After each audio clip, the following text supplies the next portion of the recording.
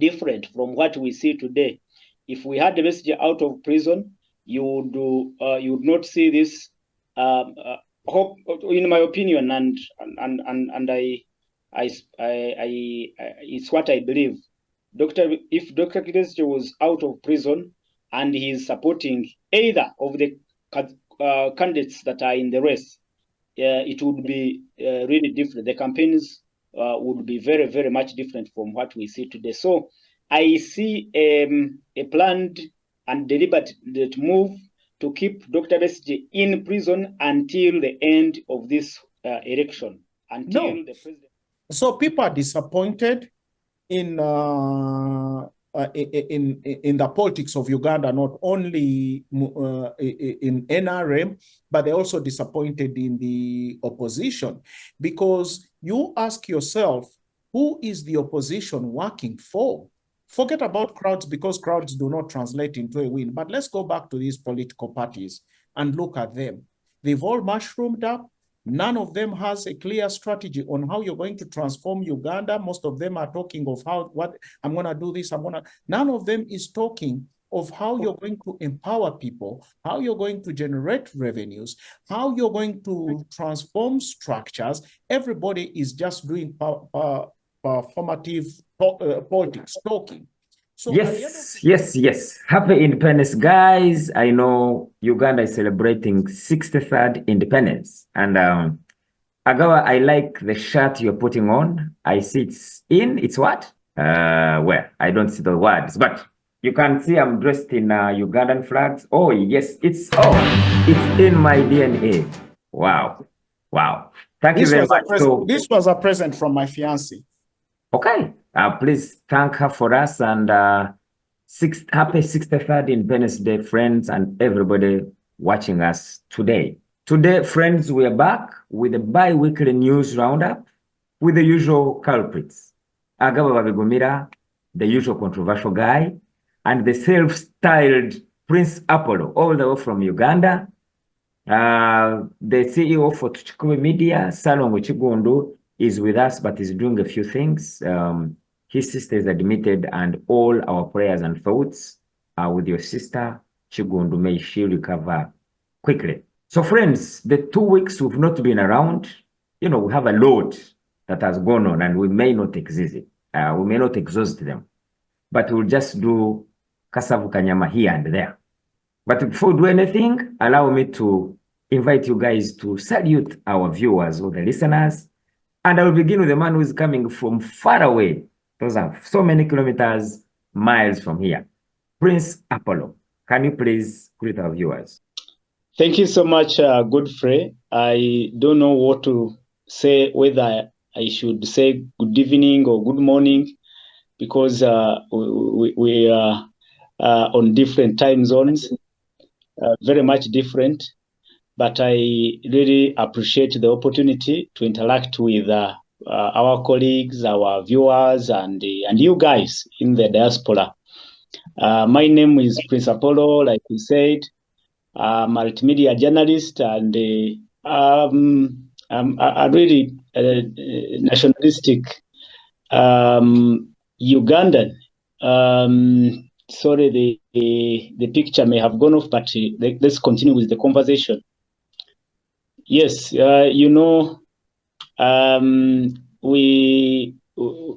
through some laws that were passed recently in Parliament, Umeme, which was a national distributor of power in Uganda, was kicked out. Now we have UDCL, and power here in Uganda is so erratic. Power supply is so erratic, so power had gone off. But anyway, I am pleased to be part of this discussion. There is a lot happening here in Kampala. I don't know if you allow me now to take you through what the situation is like here. Please go ahead. All right. We all understand that we are in a campaign season. Yeah. That is something we cannot overlook. And campaigns are generally non-violent. Actually, we thought the campaigns would be violent, but this time round, they are not so. They have not been so violent. We'll perhaps talk about that one later. But also, we are still in a celebratory mood, like you introduced. We are in Independence Week, so I can say happy independence to you guys out there for Uganda. We have another concern here in Uganda. You all know that the arts teachers went on strike at the beginning of this school term, and the industrial action continues. You can imagine on Monday next week, Senior 4 students will be sitting for their UCE exams, but you can imagine they have not been attended to. I mean, from the beginning of this school term, especially those who take art subjects. And the latest development is that the teachers have insisted that they will not even participate in the supervision of the national exams that which start on Monday. You know, these teachers have been supporting the UNEB in terms of as invigilators and scouts during the national exams, but they said they won't, and that's something we are waiting to see how UNEB will actually handle. Yeah, we seem to have lost Apollo. He had already said the electricity was a problem, but when he comes, Apollo, we had lost you. Yeah, I'm back. Okay. The UNEB had said, the UNEB ED had said they would find alternative manpower to support the examination exercise. So we are waiting also for that, but it's a serious concern, especially for teachers, for parents and learners, having teachers on strike in a promotional term. It is the third term. And they have been on strike since the beginning of this term. Another story, perhaps, is what we witnessed at the National Prayer Breakfast. Apollo, before you leave that, yes, it's very unfortunate that the teachers are on strike. But 2 questions I wanted to ask you, maybe Baguma or yourself. One, I have heard a section of people saying that it's kind of politically motivated, because why do we, first of all, get them towards the elections? Number 2, I am aware the speaker met them and she promised them heaven and earth, because she said that their money is going to be paid, but it is going to come in the next budget. She even said that she's going to have a select committee of parliament meeting them. Now, as a gentleman, as a person who is well versed with parliament, do you think that the teachers are going to take heed, are going to listen to the speaker, and then they put down their tools, or they go back and teach? So 2 questions. Do you think it is politically motivated? Number 2, after meeting the speaker who promised them and said, I'm going to look into your issues, do you think we're going to get anything? I see Agab wants to say something maybe before you come in, Apollo. Yes, Agab. Yeah, I wanted to actually ask a question as he responds. Maybe I didn't get you guys right. Are these teachers striking due to non-payment of their wages, or they just striking because they want an increase? Okay, maybe before Apollo comes in, the president some time back announced that science teachers were to be paid more money than teachers. Arts teachers. So, and when they met them, they had promised them money which they never gave them. So they said, no money we are putting down our tools. So now as we talk there, they laid down their tools. That's why the fracas is on. So Apollo, you can go ahead. Yes, you are right. The teachers are demanding for a pay increase after their counterparts' pay was increased almost by 200%, the science teachers. So and these pledges have been long-standing. The pledges are of 2019. You can imagine that they would have their emoluments increased or improved, but until now. But the question you asked about whether it is politically motivated or what, that's something we cannot establish to the fact, because you never know. You never know, but just because, like I said, this has not just popped up. It has been a demand the teachers have been putting across for very many years, and for them they insist that there is money. and government is saying there is no money as per now. They are saying if there is no money, go to Parliament and bring a supplementary budget purposely for this issue. And according to President Museveni, the last time he responded, he said, "Go to hell. We cannot. You cannot twist. You cannot twist the government. You wait until the next financial year budget. That's when the money will be put into the budget." And when they met the Speaker of Parliament, that's what she told them, that they should wait for the next year's budgeting process. The money will be in their budget. But they insist, because this is not the first time this same promise is being, they are being promised to have their money put in the budget. So as we speak, what about the threats by there are also threats from the Minister of Public Service that whoever doesn't go back to work will be chased.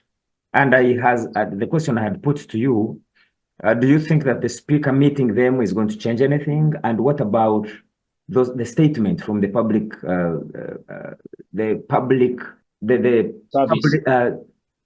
service minister, Murulu Mukasa, that they are going to chase them?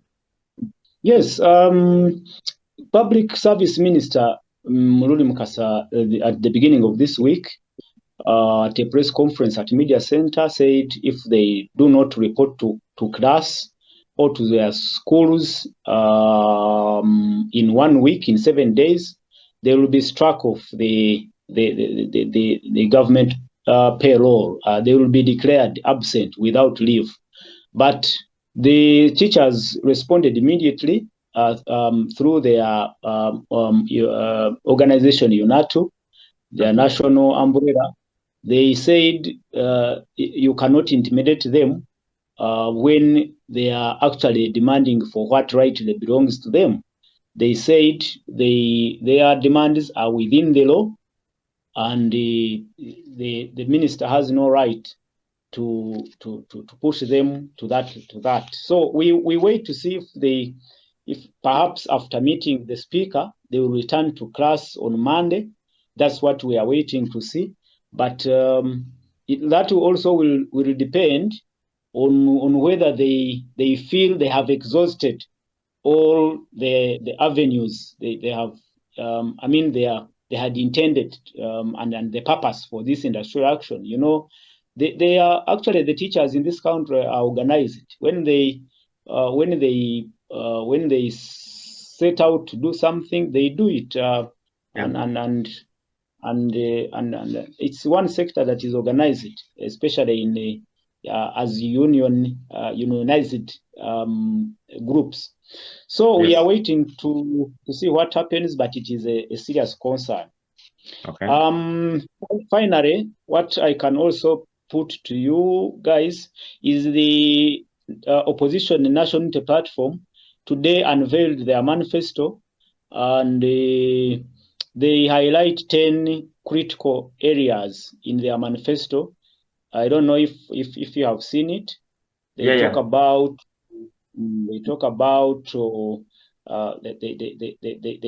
consolidating national unity.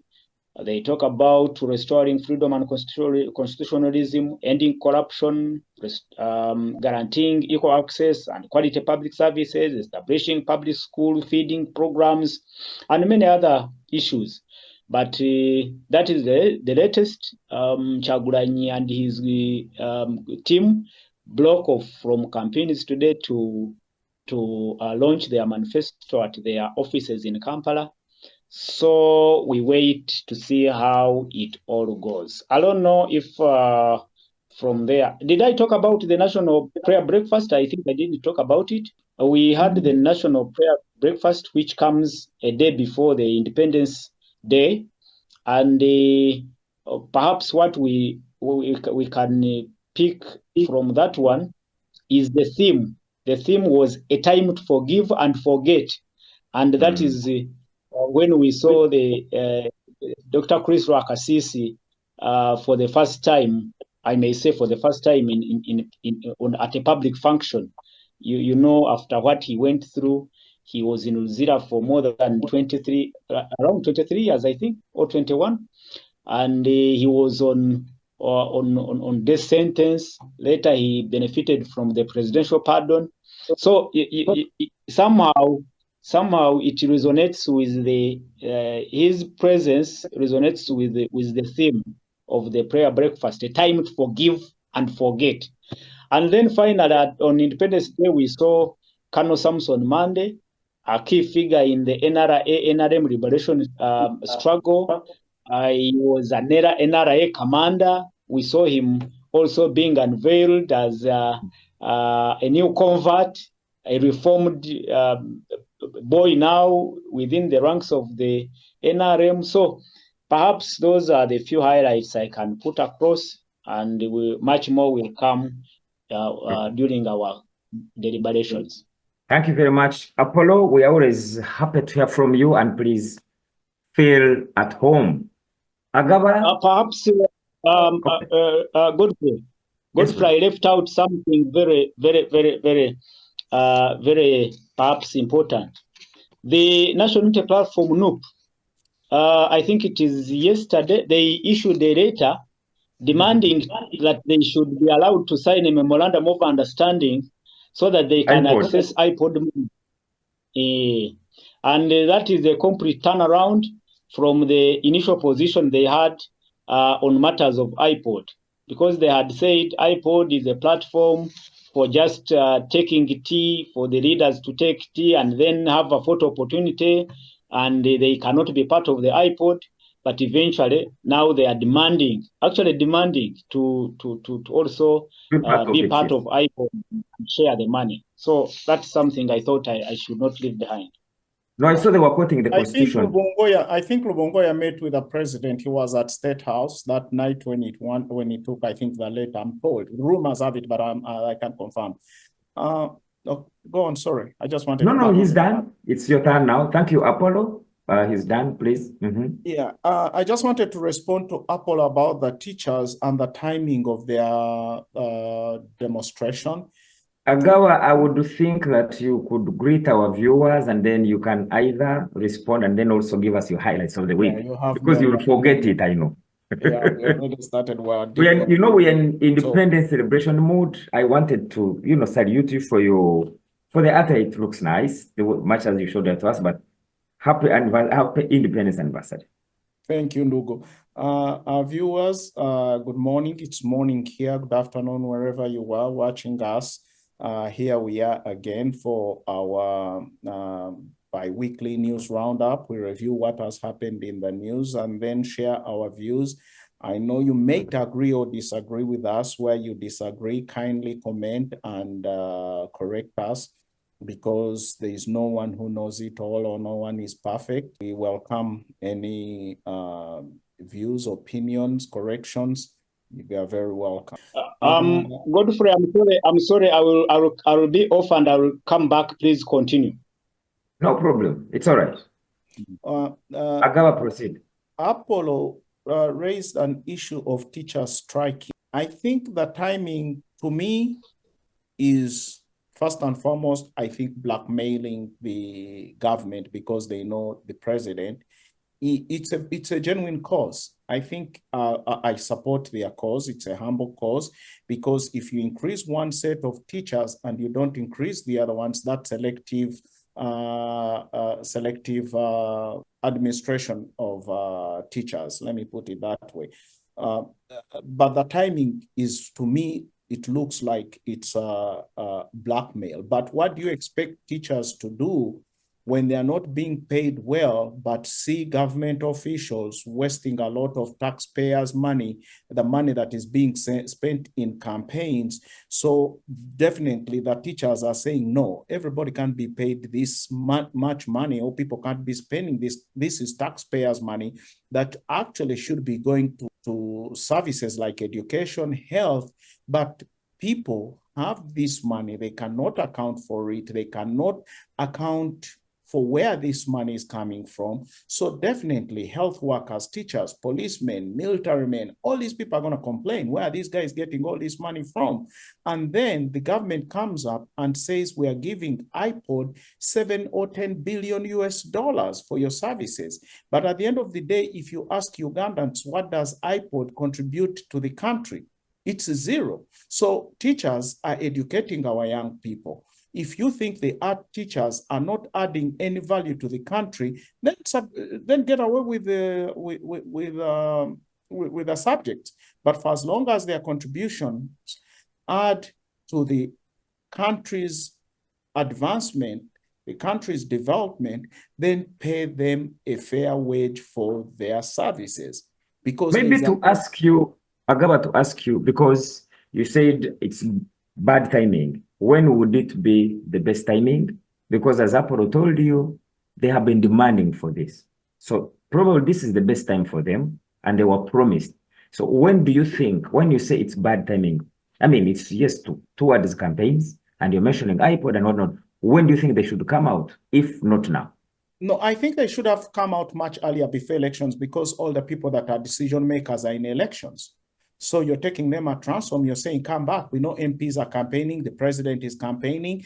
And at the moment, everybody's focused on that. There are a lot of issues going on too. But this major issue like this, when you strike, you're like, okay, we got this guy by his balls. We're going to get him. And then he has to listen to us on two grounds. If he doesn't, he's going to either, we're not going to vote for this guy. Teachers are quite a huge number. It's a block. Secondly, you're exposing this guy that as much as he's talking about how he has improved the services, here you're telling him, hey, things are bad here. So somehow that doesn't, anchor well with him, with the president. It instead angers him because he feels like Mumulabisa in Uganda is saying Omulabisa.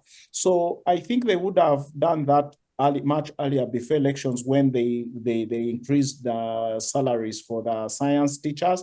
That was the time they should have put down their tools, or alternatively organize themselves and and wait when elections are done and say, no, in this coming new government, I think we need to be hard. We need to be, our salaries increased. Because at the moment, we even don't know who's going to win and what different manifestos are saying about the education sector. But either way, I think their demands are genuine, and they should be listened to. And there should be fairness between science and art teachers. The only thing is that whether it's blackmail or not, they also took advantage of a moment they thought they could be listened to. Maybe they've tried before and they've not been listened to. And seeing what the president has been doing with the groups that seem to be opposed to him, during these campaigns, he's reached out to them and actually met their demands. So maybe they're also using the same kind of tactic. If we come at this guy at this time, maybe he's likely to listen to us. Okay. And the other highlights you have? You spoke about campaigns, NUP nominations, then the reconciliation on the global stage. Unfortunately, our lovely president did not get his Nobel Peace Prize. I imagine what mood he must be in right now. And then on a positive note, Gaza... but you see, when he was not nominated, but in the Gaza, he won. Remember, the first peace agreement is almost being broken. So I'm sure he lost here and he has gained in the peace agreement. Don't you think that's a plus for him? I think people are crediting him so much for the Gaza peace deal, but I just want to say people should credit him, maybe appreciate change of heart. Because when he came into power, there's an agreement in place that would have prevented these unnecessary killings, that the destruction of Gaza, but he himself did not honor those agreements. There's an agreement between Iran and the United States and other nations on nuclear weapons. He disregarded that. If he had respected these other agreements, would never have seen the bombings in Iran, because every time that bomb falls down, someone dies, a lot of things are distracted. That should be the last resort if there is no option. But here we had options. October 7 was so bad. We all know that was so bad. They would have gone after the people that did it and get them, just like how United States went after the 11th September people that were behind it and eliminated them. But destroying an entire nation, destroying people's lives, completely displacing them, that's not the right response we expect, because I just don't think Netanyahu can sit in his house and look at Gaza and those families and feel proud as a man, well knowing that even before October 7th, Israel has in itself committed worst crimes in Gaza. They've occupied that territory. They keep saying that Gaza, Israel pulled out, I think 7 is when they occupied. But when they withdrew, they did not completely hand over autonomy to Gaza. You know, Yasser Arafat, before he died, he had requested for a two-state settlement, but that has never been granted. That's the foundation of the conflict. And I just pray that Netanyahu can listen to global voices, not only the White House right now, because what he has done, if he doesn't handle it well, it may come back to haunt him and his people.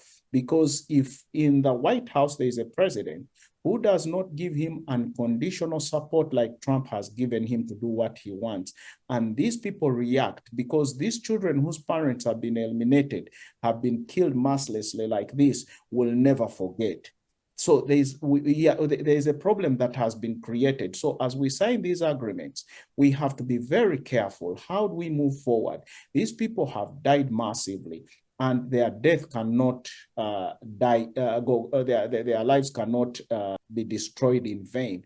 It's time that the world comes together and agrees that it's time Palestinians be recognized as a state to coexist with Israel. As much as Israel says they have a right to exist, Palestinians equally have a right to exist. So you can't be saying we have a right when you're all the time occupying your neighbors and not allowing them to exist and keep taking their territory.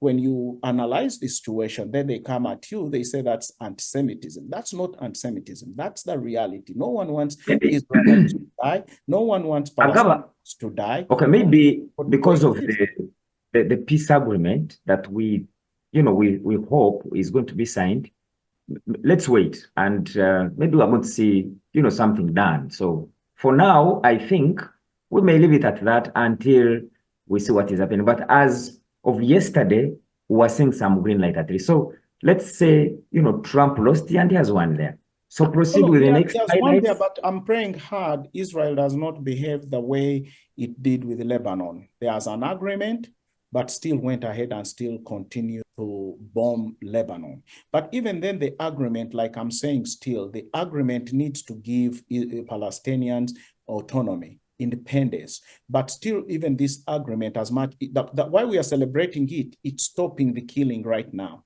the destruction, the bombings. But we are looking at a long-term solution where we don't want to have US and a British guy, Tony Blair, being as caretakers and having US military on ground there. We don't want our soldiers there. No, we don't want Israelites there. Time to help the Palestinians rebuild for once and for all, because you cannot say Israel. The information I wanted to give you, that the uniqueness of these talks is that the delegation that was involved. Number one, Trump's top people were there, including his daughter, okay? And the Prime Minister of Qatar was also involved. So they are looking at the high power delegation that negotiated this deal. That's why people are saying, yes, we are almost reaching there. So we can be hopeful, thinking that maybe something is going to come out, and it's a plus. Because this agreement is a ceasefire, right? Yes, yes. They would want them. I mean, first of all, they are looking at exchange of prisoners. That's what they are looking at. Which is going to happen, which is great. People should come back home. The people who have nothing to do with this should never be in captivity for a cause they didn't, if a problem they didn't cause. They should come back home. We commend that, whoever has negotiated that. But the question is, why is Hamas fighting? If Hamas is fighting because of occupation, and then at the end of the day, we see a continuation of that, then we are likely to go back into other negotiations. I have not read the agreement. I don't want to preempt it, but right now it's a right step in the right direction. But I'm only saddened that we could have avoided this early enough if we honored these agreements, other than just agreeing because of world pressure. And I'm sure this pressure has been brought about because of the UN, the most recent UN convention in New York, where there's a lot of pressure on US and Israel. The world was bitter. And I think seeing that, they felt it's time maybe we pull back a little bit, because that alone could have sparked a third world war, because people were beginning to like, hey, we can't do this and watch these people die like this. We see a Colombian president, a whole president, which is unprecedented, going into the streets, calling on two US military not to respect their commander-in-chief. I think that was the climax of this conflict. And that's why we are seeing happening. And I'm happy that the world has pushed a little bit hard and created this kind of... Okay. So those were the highlights. For me, the highlights that I don't know whether you guys saw, Apollo Chiza Besigye again appeared in court. And the highlight is when he decided to speak for himself. But one was him asking the presiding judge, Justice, to make sure that he eliminates himself from the case, and informed him how he had appealed to the International Criminal Court of Justice. Okay? To make sure that he told him that I have applied for them to make sure that your license is taken off from you. I mean, he was telling the judge that I have applied to them to make sure that you are relieved of your services. My Lord, that's what I've done. And I know they were given up to, I think, 15th of this month for the hearing, because they want the judge to make sure that he distances himself from the case. You know, they had applied for bail.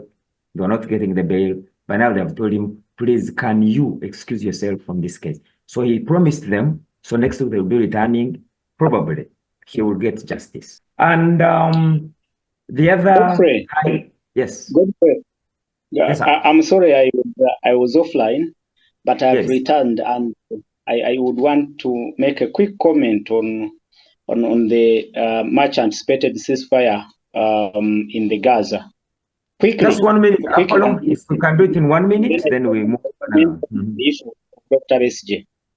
To me, I also commend the efforts to end the war in Gaza, because, like I said the last time we were here, I am very passionate about this whole thing, and I am one of those people who think this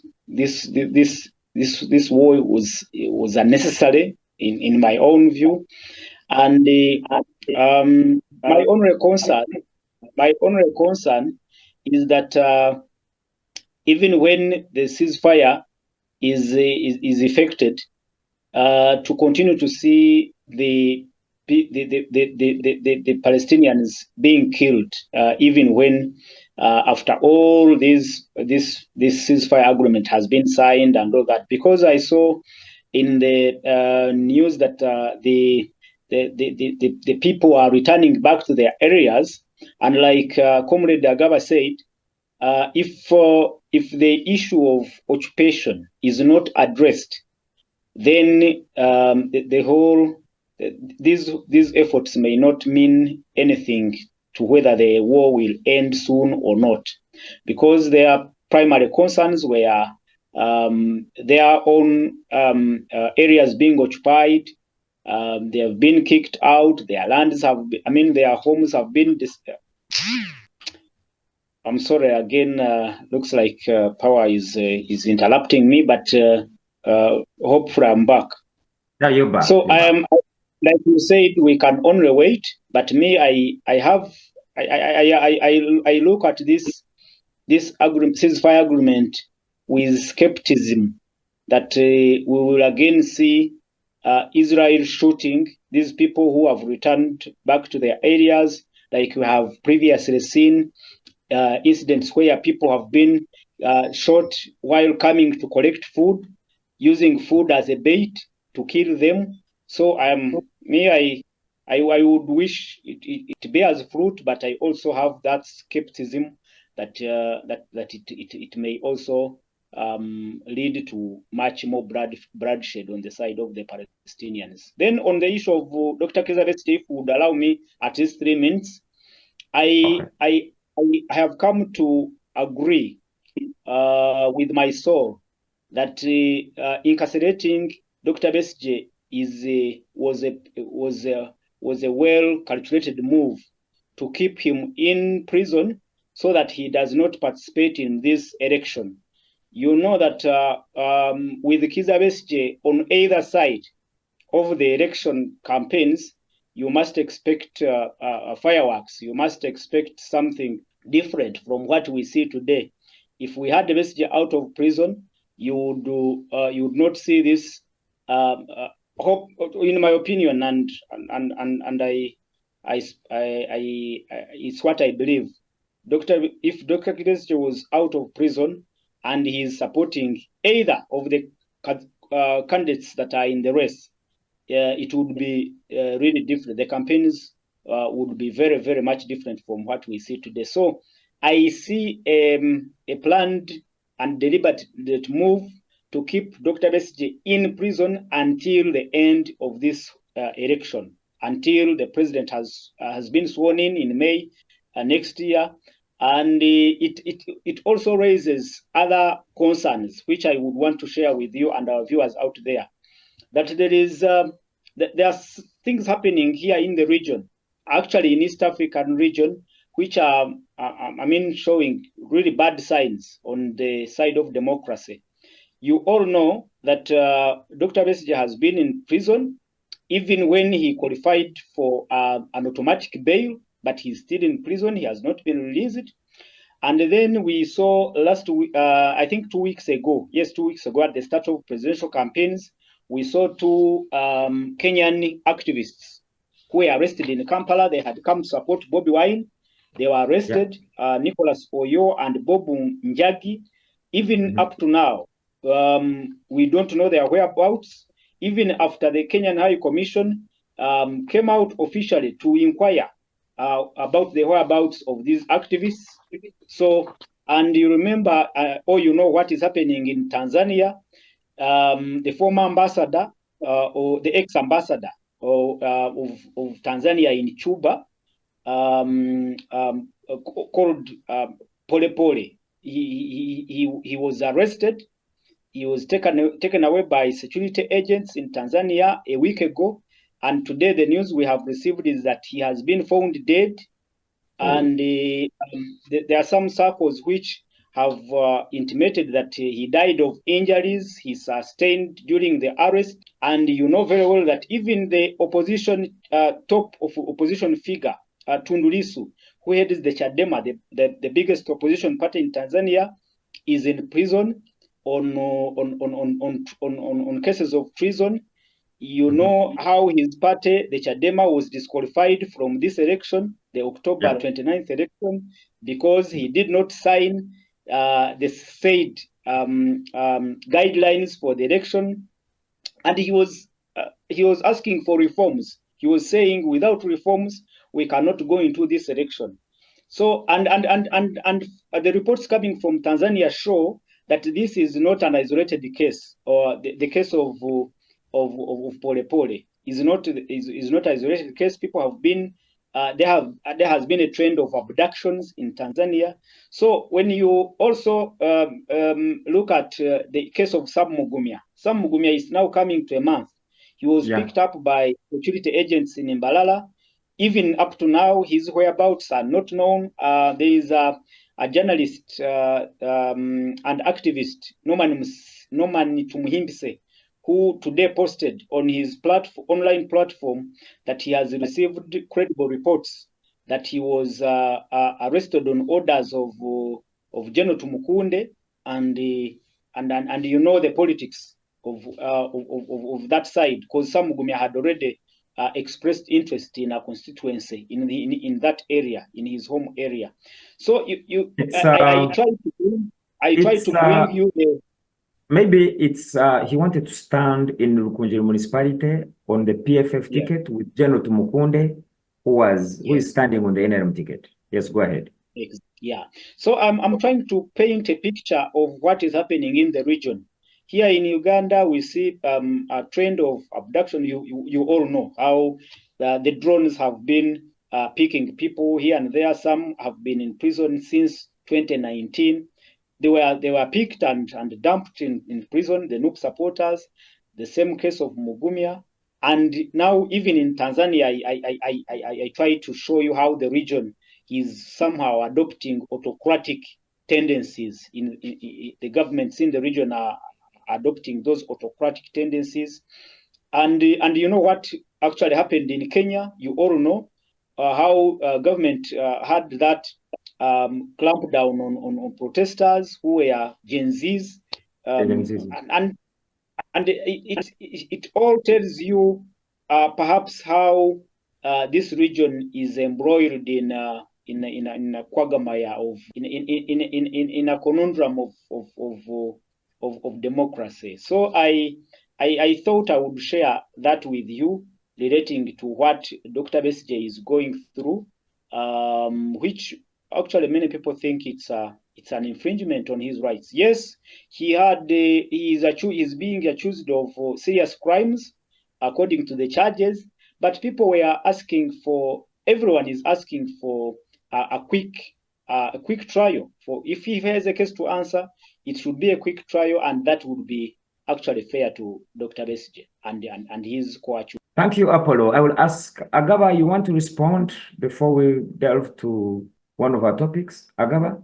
Okay, Agaba seems to have gone on. Yes, I do agree with you that it's a combination of so many things. For instance, where it comes elections period, and you find the main challengers, we would call Kizza Besigye main challenger, much as he's not, he claims he's not in active politics, but as you say, if he threw his weight behind Minyagwa, Bobby Wine, whoever, that's what the direction will take. So he's still a force. And as people have been saying, he's the only opposition politician we have in Uganda.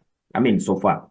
Then in Tanzania, very unfortunate that Tunda Lissu is in prison, and President of Tanzania is moving. She's campaigning. I mean, she's almost unopposed. But what happens? That's the case. So because you've taken us there, I wanted us to delve into... Oh, Agaba, you wanted to respond to what Apollo said you had gone away? Yes, I wanted to respond. One thing is that for me, I've now grown to believe and understand there is no democracy, because I live in a very, very powerful nation today, the most powerful nation on earth. And what is happening is not what you would expect to be democratic in a democratic country. We all knew this was the most powerful nation on earth, very democratic. Seeing what is happening, how they are going against political opponents, how people are being picked off the streets with no due process. And then I look at what is happening elsewhere in Africa. What you just mentioned, Apollo, actually makes it look even much normal in Africa, because you're arrested, you're taken to jail, you're taken to court. But here it's not happening at all. People are being shot in the streets with no due process.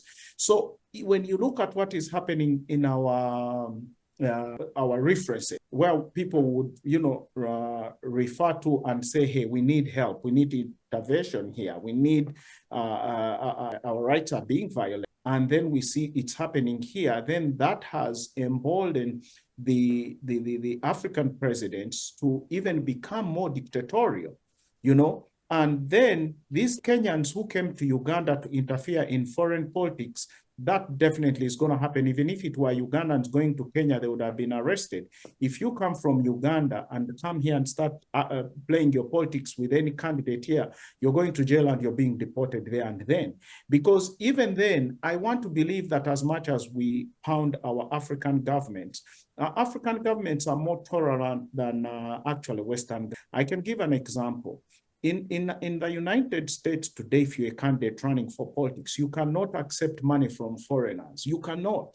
Any money coming from abroad cannot be accepted or allowing other nations to interfere in our politics. But back home, it's very easy for our politicians to go fundraise wherever they want to go and come back home with that money, which is okay. The other issue you mentioned about Besigye, I had Besigye attack the judge, but Besigye, smart enough, knows exactly that case is beyond any judge handling it.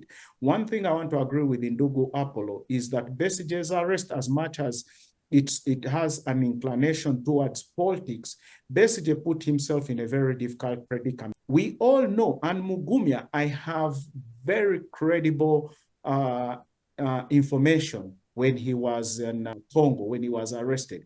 I have credible information on the activity because the person who was very next to him, I know, I can't mention the name, shared to me what they were doing and actually how they were transporting all the things. So I already knew the boy was in trouble. So him coming to Uganda, yes, we politicians can talk. If I didn't have that information, I would think this guy is being persecuted.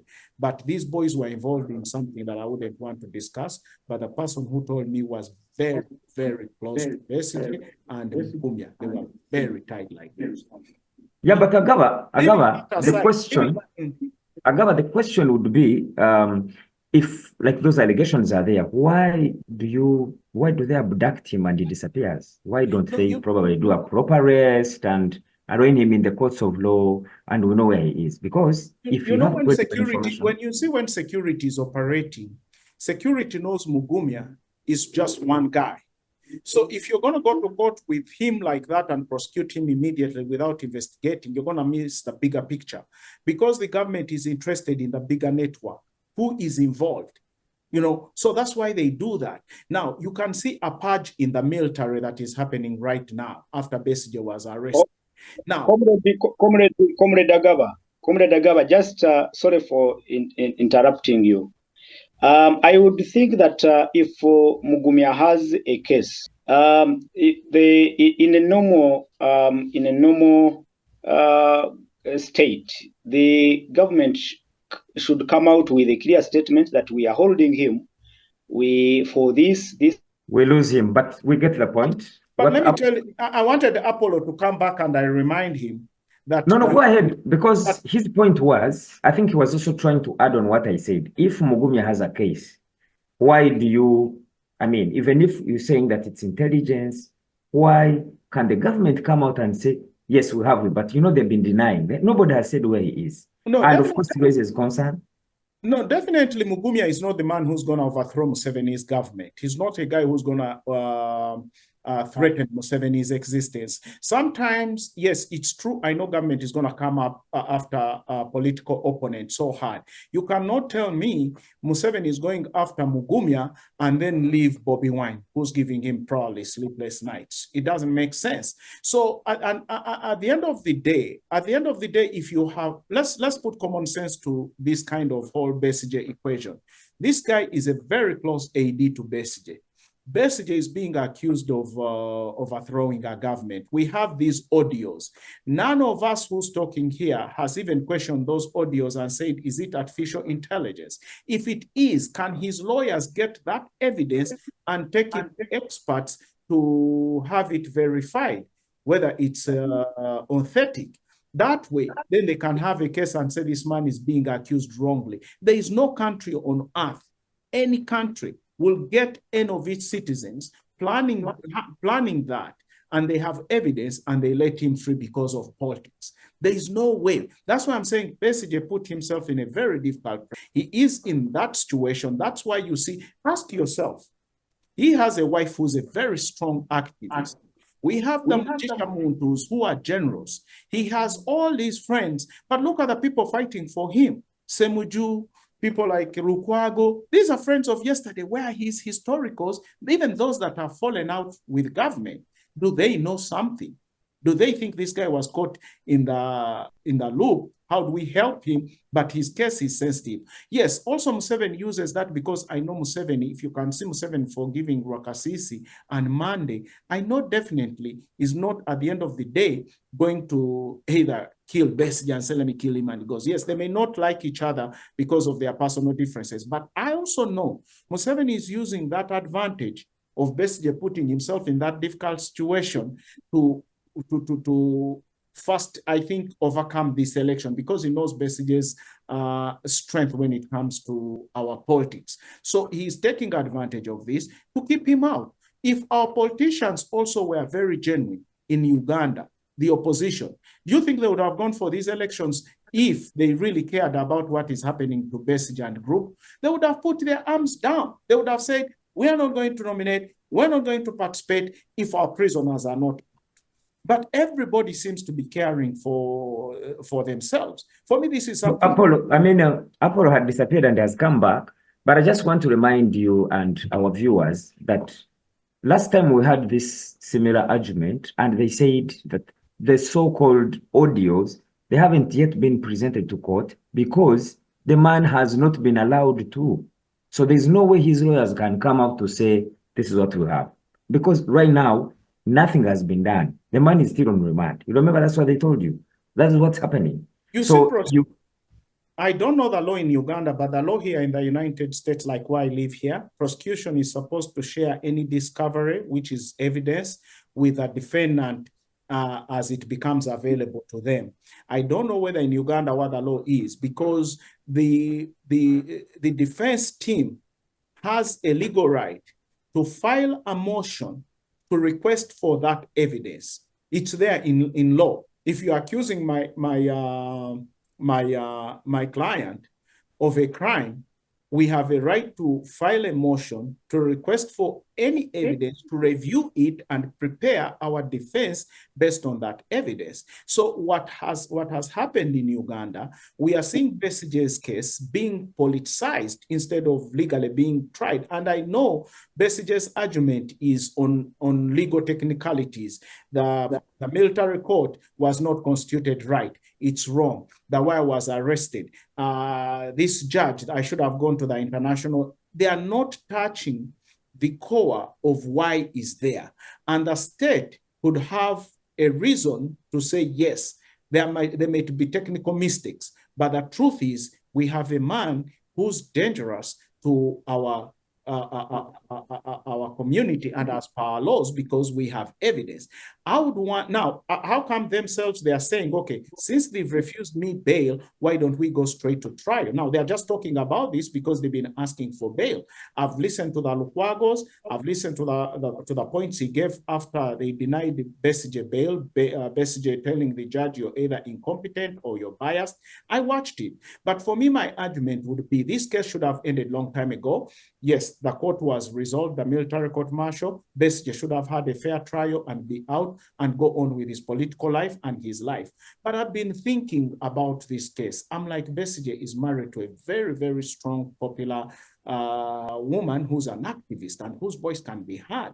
Besigye has had a lot of very powerful, influential friends in the military, in the political circles. But look at the people around him. These are the junior politicians of yesterday who are also looking for political survival because they went to him, Kumanga, he had Masanyalaze, like how people went to Bobby Wine. But now my question is, what's going on? Why would the opposition accept to even participate in this election if they have their people in jail? They have this colleague of theirs in jail. Let's rewind a little bit. How did the state get Besigye? Who was behind it all? Was Besigye betrayed by the people he was watching? Those are some of the questions you have to ask. Was he being monitored? And who betrayed him? Because we are not hearing anybody saying Besigye did not do what is being accused of. Apollo, do you want to respond? Do you want to respond to that? Because we are running late. Anything you want to respond, then we can go to the campaigns. Thank you so much, Comrade Godfrey and Ndugu Agaba. I appreciate Ndugu Agaba's submissions, but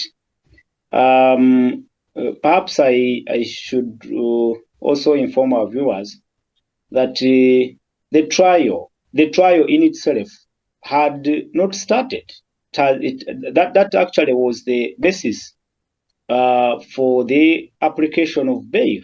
The lawyers representing Dr. Besigye and their co-accused, that's why they were saying, if the trial has been delayed, then let our client be released on automatic bail. So the delay in the trial of Dr. Besigye is not on the side, or cannot be blamed on the side of his lawyers. It is the prosecutor side, the prosecution, to bring, because in our case here, it is you who are choose to provide evidence.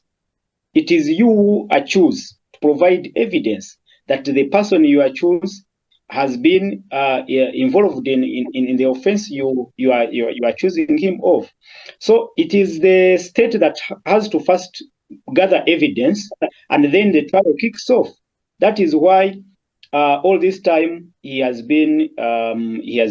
trial has not started, had not kicked off. Only last time, yesterday, the other day. Continue, can I interject?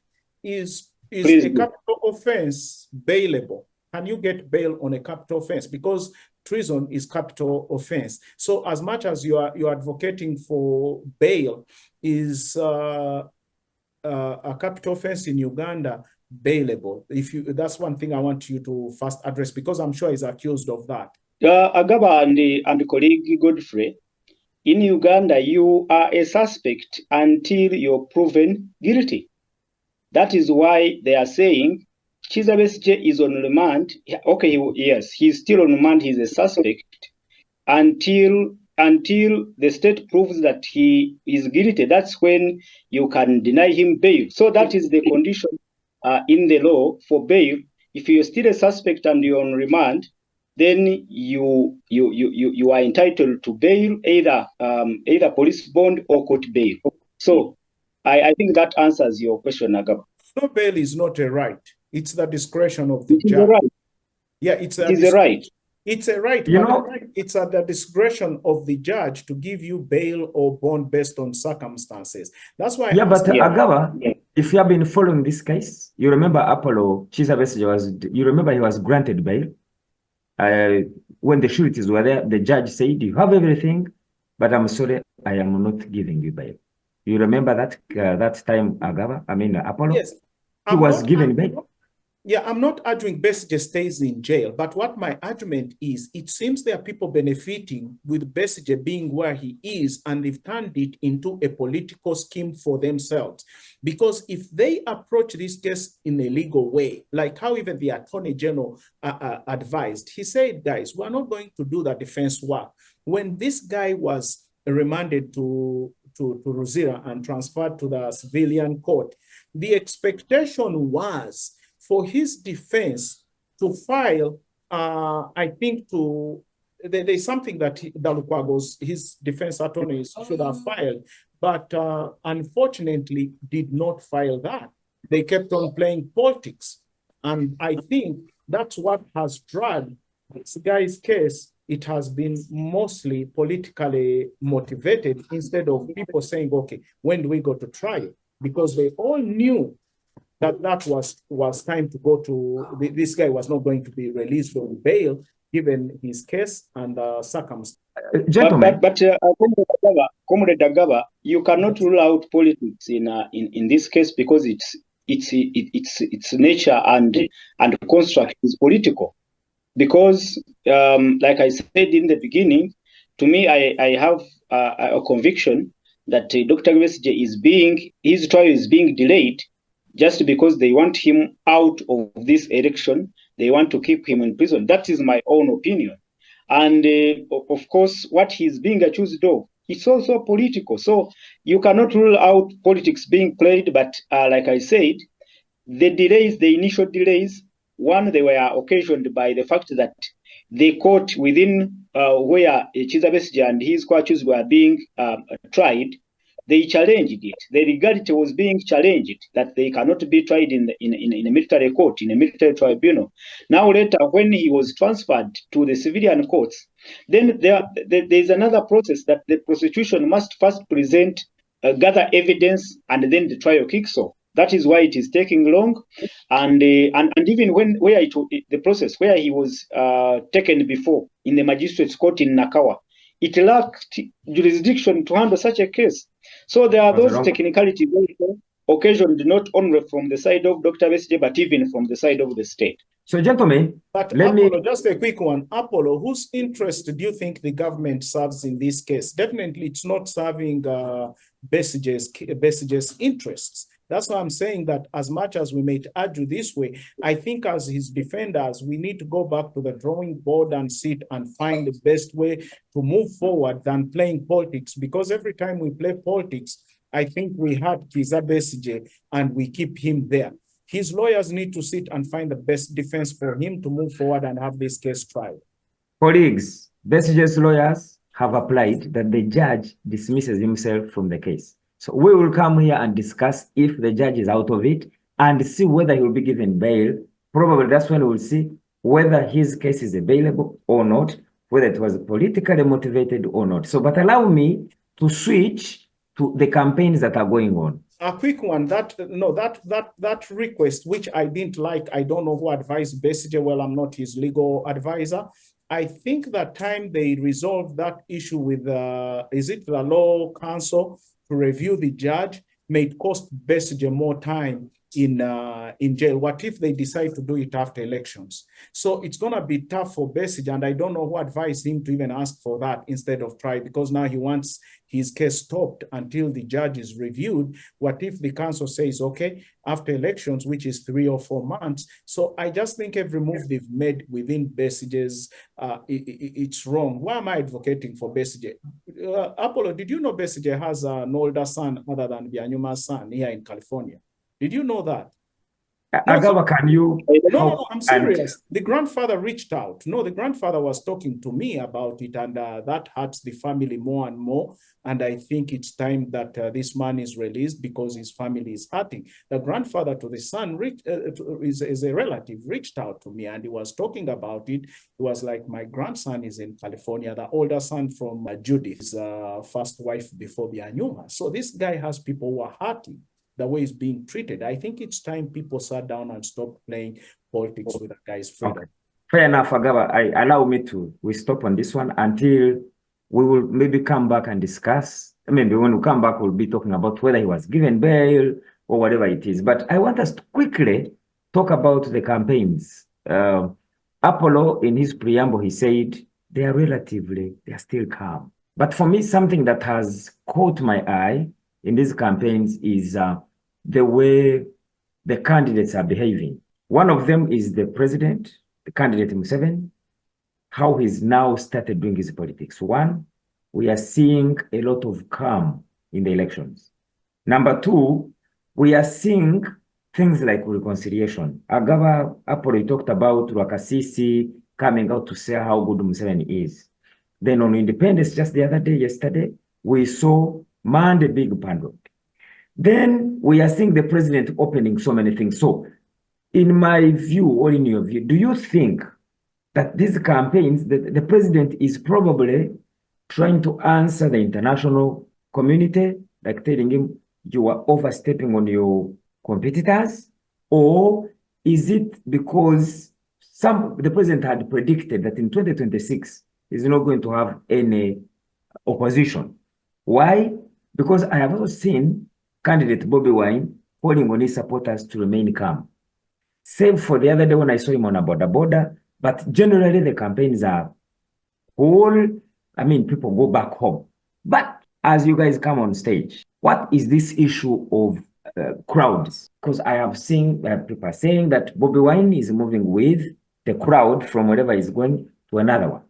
And then people are saying that candidate Museveni is doing the same. But when you look at other players, Mujishamuntu, Munyagwa, the Kasibantes, and these are the people we've not heard about, they are doing their campaigns. And nobody is talking about them, but we're only concentrating on two guys, which to me, I think is very unfair. So you guys as political commentators, analysts, what do you talk of our campaigns? We could begin with you, Apollo, or Agaba. Apollo, you're on the ground. Tell us. Yeah, thank you so much, Godfrey. Asking why it is only candidate Museveni and Robert Chagulanyi who are, of course, dominating the headlines, the media, and pulling crowds. That is the obvious. Because it has always been a two-horse race. Even when it was Dr. Kizza Besigye, you could, of course, have only two front runners competing, and it won't be anything different this time around. You would expect that it will be Robert Kyagulanyi and President Museveni, and the others will, of course, score not more than 2%. That you must be sure of that. That is how it is. But again, when you talk about crowds and did you say talk about the crowds that follow these candidates? Yes. One section says that Bobi Wine he moves with the crowds from Kampala to Mityana, from Kampala to Kaperabion. And there are also some analysts who are saying that Bobi Wine's crowds are not organic. Somebody was saying that they were, they put on red, and then afterwards you don't see any red or no red t-shirt, no beret, and most of them were even carrying, like they are carrying keys, they are carrying the phones, and somebody was saying, how does somebody in Busoga, they are there where they were, in Bujiri, really have, the crowd, so they were saying that they are faded. But although some people also are choosing candidate Museveni's crowds that they also do the same. They even pay. So for them, they pay, but when they don't pay. But for you as a person who's on the ground, what have you seen without us? Yeah, yes. The truth is both candidates, Yoweri Museveni and Bobi Wine, have support. That is the truth. And if you look at the regions from where they started off their campaigns, Bobi Wine started his campaigns in Busoga. And you know that even in the previous election, the 2021 elections, Busoga was one of his strongholds, and he demonstrated that he has a lot of support in that area. So is candidate Museveni. He started off his campaigns. He launched it in Luwero, then went straight to northern Uganda, Lango sub-region, where he also enjoys support and reasonable support, because from the last elections, I think that region he collected more than 58% of the vote from that particular region. So if you talk about crowds, indeed, these two candidates from where they have campaigned, they have support. Only that, like you said, it's also true that when Museveni is organizing a campaign rally, there is a lot of mobilization that goes around. People are actually dressed with given yellow t-shirts, then to come and attend the rally.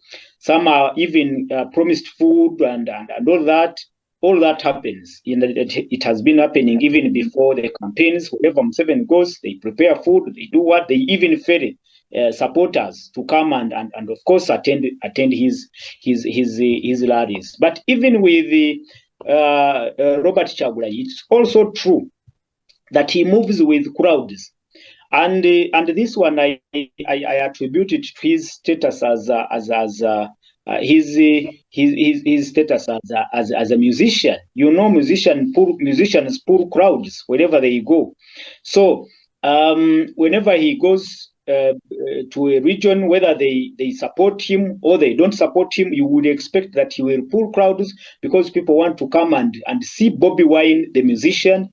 Perhaps they may not want to see Bobi Wine, the politician, but they also want to see Bobi Wine as a musician. And even along the route, as he moves to his destination, even people will want to associate with him. That has been the challenge. That if you are Bobi Wine, you can imagine you are Bobi Wine and you are on the road, you are moving, and then these people want to, even most especially border guys, they want to associate with you. They want to follow you. They want to chant. They want to give you company. Can you stop them if it is you, Godfrey? Can you say, oh, no, go away, go away, go away? So that is the challenge. And with politics, usually numbers play a big role. If you are a politician and you organize a rally, you would want to have many more people attend your rally, and that speaks in politics, and especially in election period. Numbers speak, not only in the ballot box but also on campaign rallies and elsewhere. So that it is true. Both candidate Museveni and Bobi Wine go with crowds. They may be organic, but they also be inorganic, like I have explained, and you expect such a things in politics, Godfrey. You can't expect in campaigns where people will want not to have people around them. So that is what is happening. Thank you very much, Agaba. Your candidate. So for me, my take is Agaba, for you, I was told that your candidate, people don't go there because they love him, but they go there because of what Apollo said, that they give food, they give free t-shirts. But the opponent, people love him, as Apollo has said. So what is your take? Do people come to see Museveni because of the money, t-shirts he gives? Is it because of the message he gives? What's your take on that? No, Apollo has given one in Apollo's submission. I agree. Bobi Wine is a celebrity, is popular. People want to see him as Bobi Wine, the musician. That's one thing that I can say that people want to see. But crowds are not an indication that will translate into a win.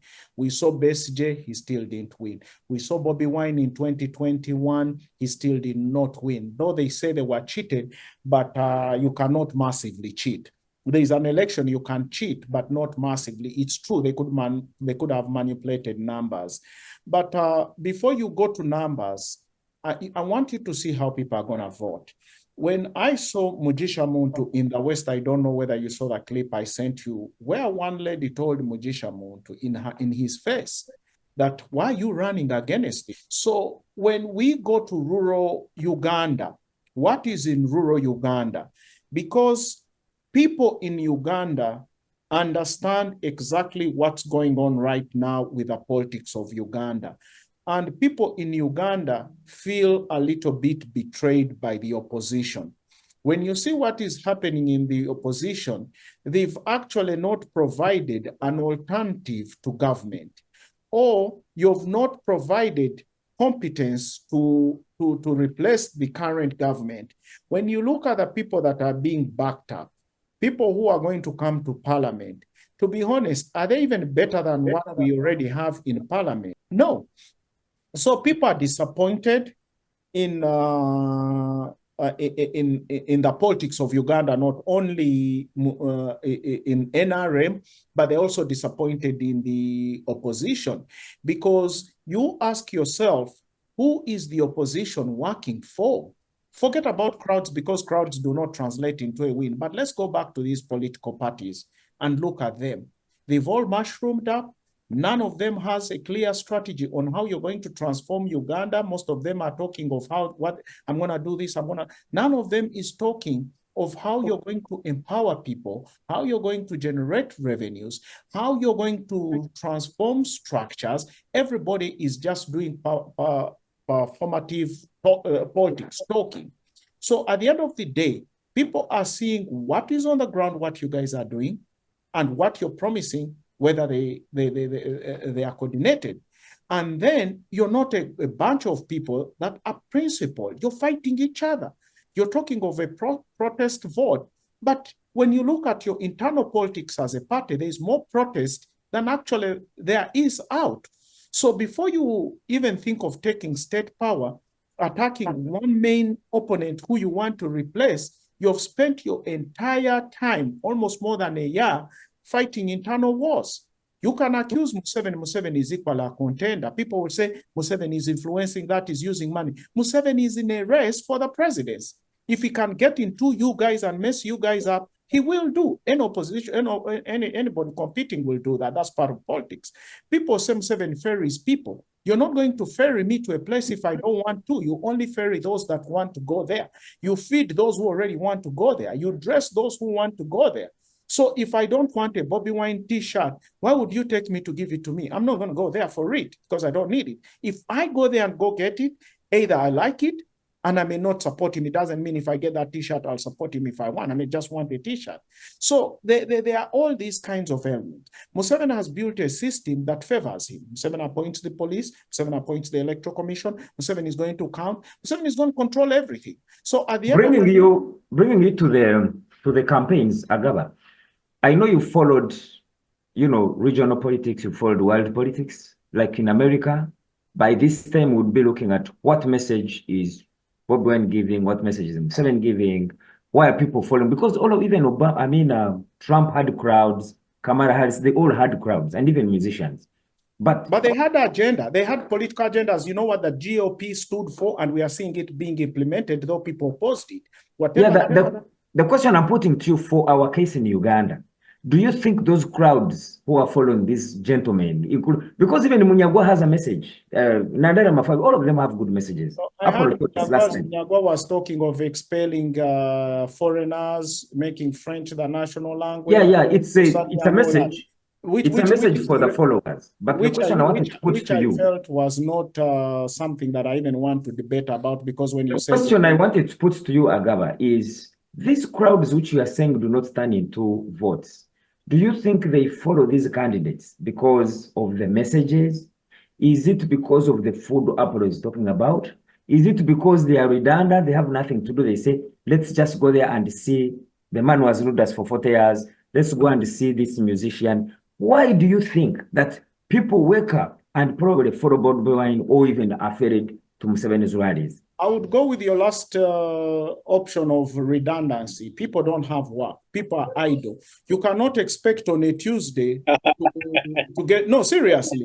No, seriously. On a Tuesday when people should be at work, you have these big crowds everywhere. What are people doing? Godfrey, you live in the States. Do you ever see people running around like that? Because people here, you can't miss your work. You and I work. You're on the clock. You can't just get off and say, I'm going for a political rally. No, you're going to lose money. But when people are idle, they move anyhow. If people will leave their bikes there and follow Museveni, Bobi Wine, or anybody who passes in the street that is very popular, that's an issue. That is an indication unemployment is at its highest. That's something that needs to be addressed. Agaba, Apollo, I'm going to ask you, I saw Bobi Wine in Wakiso. I heard him speak. And instead of addressing issues he was going to do, I was coming to that.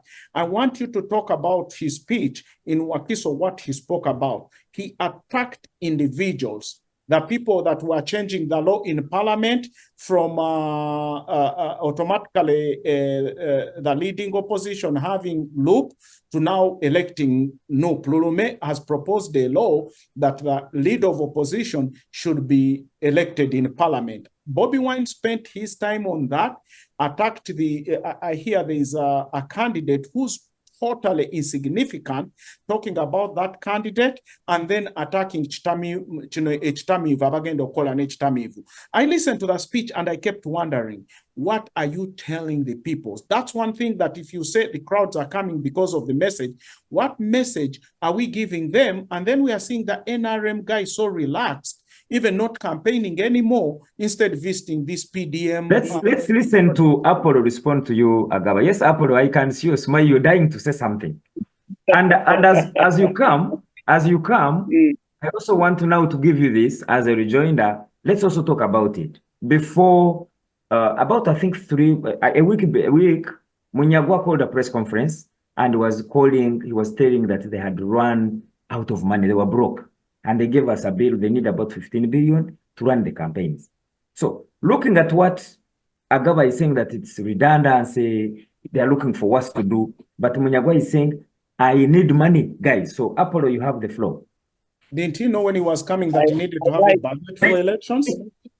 No, Agaba, be fair to our candidates for sure. Agaba is bashing the candidates. Fair. Okay, Apollo, you have the floor. I liked Comrade Agaba's submission. It was a masterstroke. Saying the people who are following these candidates are just redundant. Let me hope you're saying even those who are going to Museveni's rally are also redundant. Absolutely. But yes, the fact they're the same people. They are the same people. This is the fact. This is a fact, and you can take it to the bank because I'm on the ground and I follow up on these issues. Let me tell you this, gentlemen. The elections in Uganda, and this is not about this particular election. The elections in Uganda are not about messages from candidates. They've never been about messages from candidates. I agree. And even at this point, I can tell you, colleagues, even if you go to Bobby Wine's camp, even the people who travel with him, even in Museveni's camp, I can tell you, even in Museveni's camp, you pick one of them, these people who you see sitting in the front seats at Museveni's camp in Lale, and you ask them to point out 3 issues in Museveni's manifesto, you will get disappointed. They don't even I agree with you, Ndugu. What is in Museveni's manifesto? I can. The people you see are following Bobby Wine. Even if those his close associates, they will not even point out 3 issues in the 10-point critical issues that make Honorable Bobby Wine's manifesto.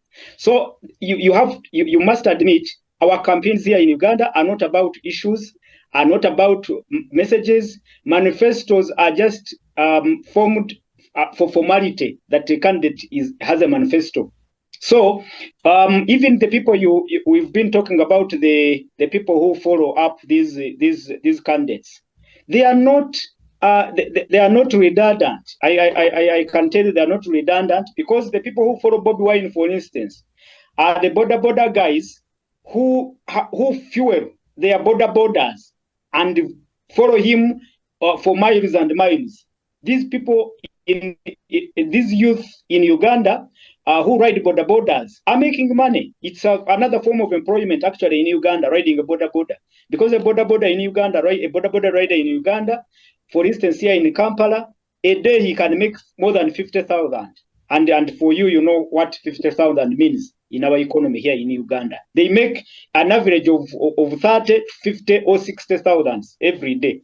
So I don't want to believe that the people who follow Bobby Wine are redundant. They don't have anything to do. Yes, there may be others who come from areas where he passes through, who want to look at Bobby Wine, the musician, who want to see their celebrity. But these ones who specifically move with him, who follow him riding their own borders and fuel their own borders, I don't think those are redundant, but they are. It is the campaigns in Uganda now are on one thing. Let me tell you this: they are on whether you want Museveni to go or you want him to stay. That is the baseline. That is the bottom line. The people who support Bobby Wine are saying President Museveni has overstayed in power. Perhaps they think they have not benefited from his government.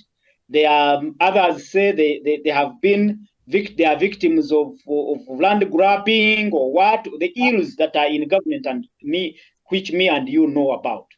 And they are saying Museveni should go, while others, listen to me this, others in his camp, wait a minute, while others in his camp are also vultures who want also to benefit in case there is a change of government. There are also, all those people are there, all those categories of people are there. But again, even in NRM camp, all those people are there, the vultures who are only looking at presidential appointments, either in government or outside government, in civil service or anywhere, promotions, people who are pushing for, who are looking at promotions. If the ruling government takes another term, maybe they will be appointed ministers, or they will. So it's a combination of interests in these campaigns. But the bottom line is one: no one is reading the manifesto, no one is listening to the messages. Even the people who attend Bobby Wine's campaigns, they don't want to listen to what he's saying. For them, they don't want to listen. They want to associate with the intention to get this government, the ruling government, out of power. Only that one. But So, another thing I want to respond to before you let me respond to one thing. Let me respond to one thing before you move on, because I'll lose the point. He said that the crowds are not redundant and these are border riders. Looking at these numbers, for my own observation, if all those crowds that come to Bobby Wine or Museveni is border riders, we have a problem as a nation if we have our population in such numbers all doing borders. Border is a good job. I support it. It's a transportation sector. I'm not despising it. But if we have majority of people doing that, then we have a problem. But majority of people are these lorries. Most of them are women and young children, young men in their mid-20s, 30s, the majority of them that are there. Secondly, if you look at these crowds, if Bobby Wine went to Wakiso, the crowd is going to have is the same crowd when Museveni goes there or Munyagwa that is going to come. It's the same people that will still show up, because as much as you ferry people, you're not going to ferry all these people. We are seeing all these huge crowds where Museveni is, where Bobby Wine is, when they go to the same. That's why I say people seem to be redundant. If Museveni is there on a Tuesday and Bobby Wine is there on a Thursday, and the same people still show up, the same numbers, it's still the same people coming back to listen to these candidates. So at the end of the day, what do these people do on a daily if they have much time, that time, to come and listen to these politicians in large numbers? For me, that's my biggest concern. And this is not Bobby Wine's problem. And that should be actually a capital gain for Bobby Wine, because that shows the level of unemployment, people who are not productive. Because if I'm going to run all day running after a political candidate who's just going to talk to me some of the things I don't even understand, how much time do I have? So yes, I agree that people are not listening to the manifesto. People are not being educated about the civics, why we are voting. And I think here we are talking about crowds and the candidates, but we are missing the bigger picture, the quality of candidates that have been selected to form the next government. This is across NRM and NUP. I'm worried about the quality of parliament that we are going to have. Like Ndugu Apollo has submitted, that the people do not understand what is in their manifesto, the things they are promising people. I'm gonna build this, I'm gonna do that. That already shows that a member of parliament does not understand the job description of a member of parliament. So I think there is a huge disconnect between our leaders and the voters and the roles these people are vying for. Another important issue that I've also observed, and I told one of the guys, I think General Bijiru, I told him the other day, I told him it's appalling that most of the candidates vying for these positions have been watching Uganda's social media. They are all being interviewed in one language. And now we are being hit by people like Walukaga. Walukaga has every right, like a citizen, to contest for parliament. But the question is, when we get to parliament, what are we discussing? Can this guy bring a bill, defend it, present it, and understand it, and go back and address his people? His people may understand Uganda, but the requirement in parliament where the decisions are made, the minimum is senior 6.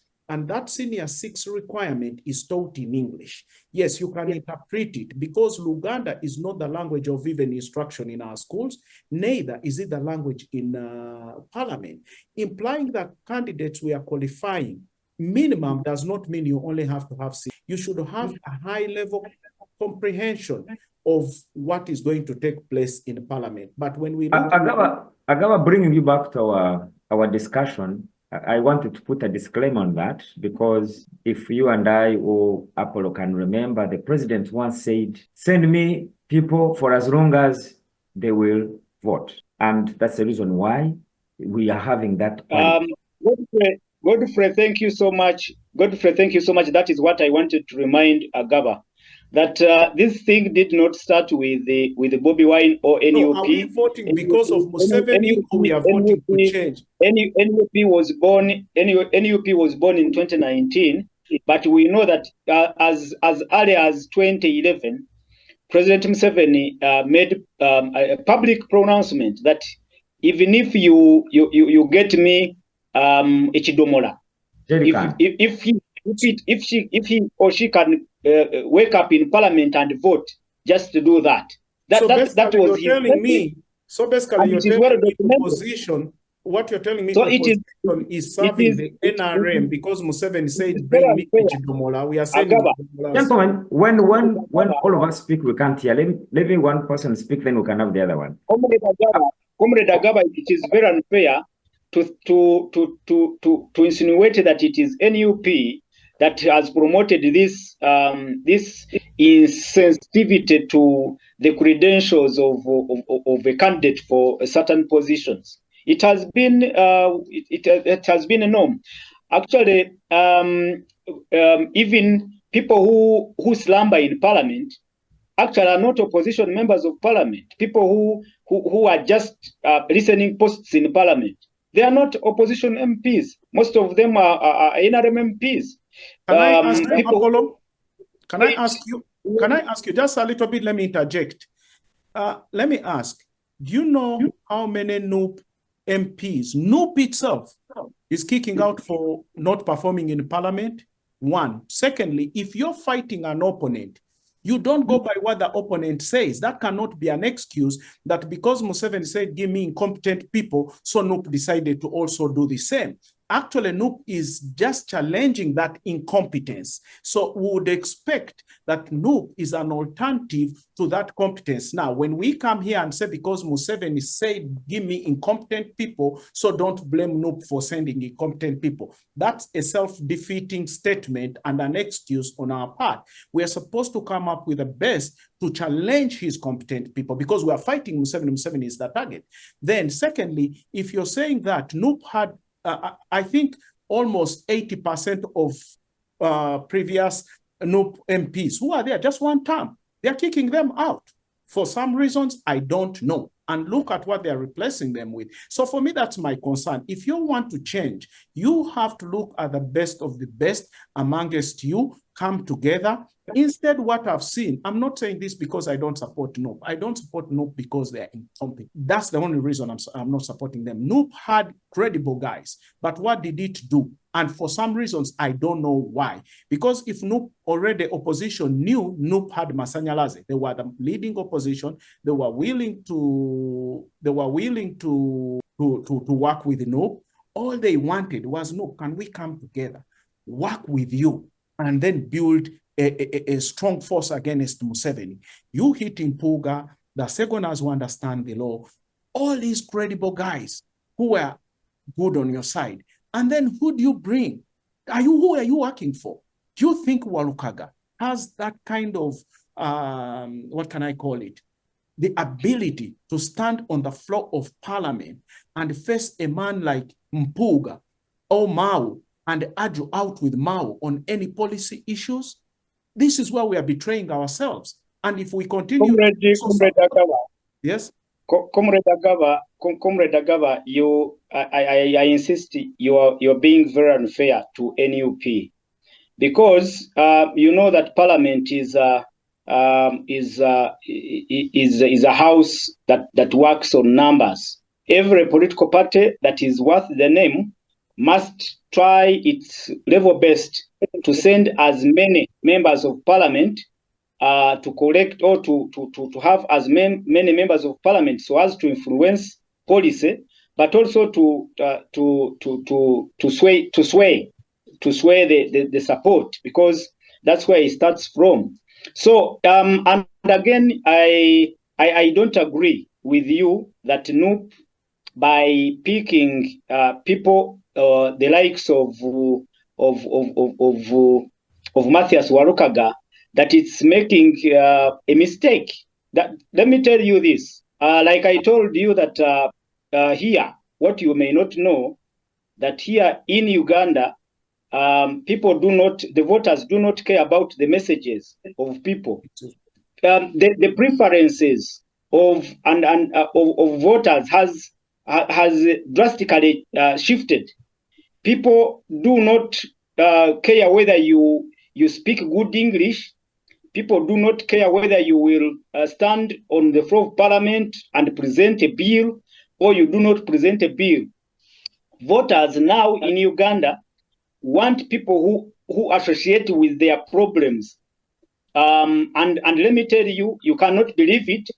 Warukaga will win with a landslide in Busiro. He will win with a landslide in Busiro from my own projections. He will win because if you can remember what happened with the case of Kawempe North here, where Segiri Nyamhamad won with a landslide, it was because his personality associated closely with his people.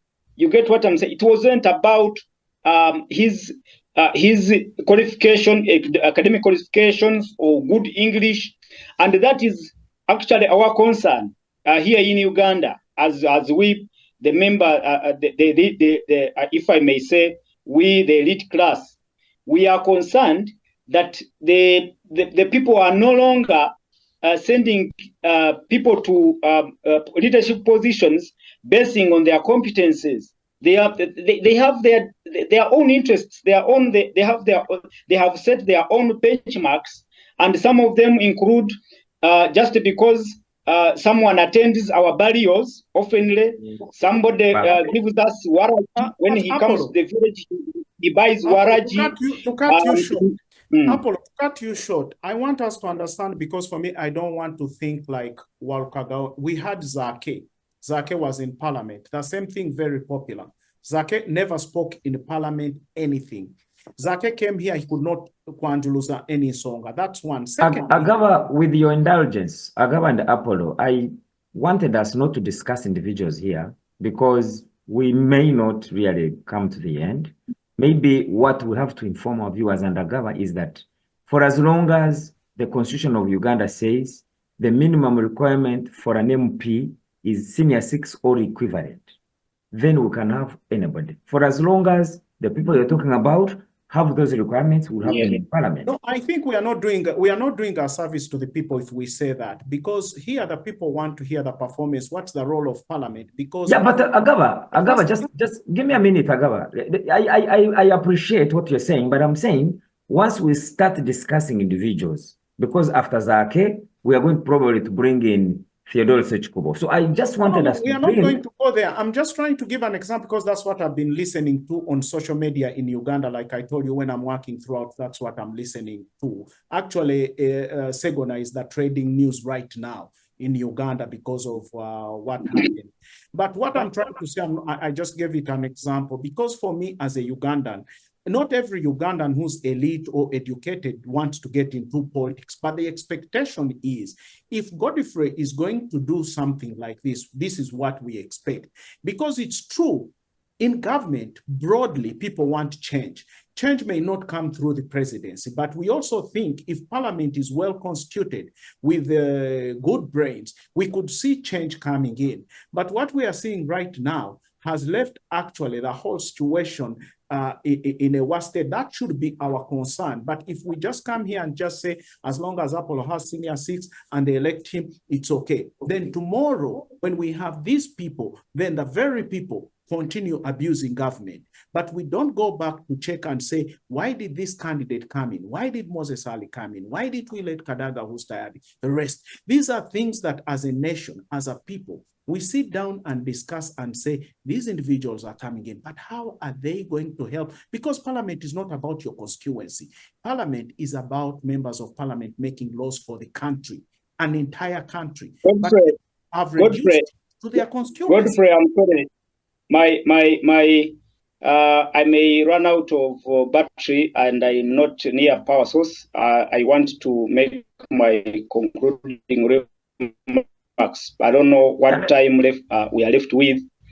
No, but I wanted to agree with. Just go ahead, Apollo. We could conclude on that. I wanted to agree with. Yes, I wanted to agree with Comrade Agaba that indeed, and I said it, that it is our concern that the benchmark set by the voters has shifted. it is a really serious concern, because if you're replacing Walukaga in terms of competencies, you say we should not mention names, but that has been in news and elsewhere. With you're replacing Medad Segona with Walukaga, well, you may find out that they don't. I mean, their competencies cannot tally in any way, cannot counterbalance. But indeed, like I said, the voters do not want to listen. They don't want to look at those competencies. And like you said, you raised the very crucial issue of qualifications. If the law still permits only senior 6 and equivalent, then automatically we'll get businessmen in that parliament. We'll get all sorts of people in that parliament, and then we'll lose out possibly on the few.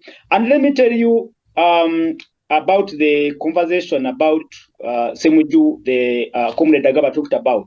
It is the same thing. It is the same thing that even the elites are not willing to even contest in these elections, because they have actually understood that the voters' preferences have shifted. Let me tell you, Kaitarama Godfrey, if today you came with your master's degree, with your LLB, in your constituency, you cannot win a constituency in your area. You will not. That is why the people, the likes of Winnie Byanyima, the likes of Miriam Matembe, we are all kicked out. They can no longer appeal to the preferences of the voters. So it is a big challenge that we have in Uganda, that the politics has been dominated by comedians. Apollo, I know, Apollo, your battery is running out, but Chugundu has joined us, and I wanted you to listen to him on this topic. Then probably before you disappear, you can respond, because they have just come and would want his views. Then Chugundu, before you say something, let me say this, what Semuju said about these kinds of leaders in parliament. He said sometimes when they go for meetings, he was on TV, there is a new MP, they always asked him to talk to them before he submits something publicly, because they knew he would embarrass them. So he could not express himself. They were like, you know, so to guide him. So that's the level that we had gotten to. Semuju was submitting this publicly. So you can go ahead. I just wanted to add that. Yeah, I wanted, before Apollo goes, we could bring in Chugundu, because we're talking about a very important topic. We are talking about campaigns, Chugundu. While you are aware, I am aware. I am sure your sister is much better than she was. We were prayed for you, and you know. So we were looking at, now another thing has come in, that the campaigns, we have the crowds vis-a-vis the messages. We are having people following, and my colleague Agaba said they are redundant, which Apro did not agree. He said, people, how do you tell me that people can follow a candidate Monday to Monday? It's because they have nothing to do. And Apro says no. Then the issue of the messages came in. We are looking at why people probably follow candidate Y. Then I also posed a question which Apro has dodged, that one, there is a candidate Munyagwa who said that for them they have run out of money, they need money from the public. But then another person was saying that these campaigns, the president's camp, Museveni, they are using 3 trillion a day. Then Chagulani's camp, they're using 350 million a day. Now these guys, Agaba is saying they are redundant. Probably they are earning, as Apollo said, because the border guys are making money, the women who are selling food are. For you, how are you seeing the campaigns, Chugundu? Does this border guy follow Chagulanyi to listen to the message, or they are going to follow the Chagulanyi, the singer? Are these people going to follow Museveni because they know whether they will find food there, or it's because it's a campaign mood? That's why you found us. So if you can throw in the word, because Apollo says his battery is running away. I don't know whether because he wants us also to fundraise for him money for a priest. I don't know. Yes, Chugundu. That's quite a lot that you guys have discussed. But as I came in there, I can't believe it. I came in when you're talking about that very subject, which is the quality of the members of parliament. that the electorate is willing to bring to vote for. And it is true. I happen to have been having that conversation here locally with other guys.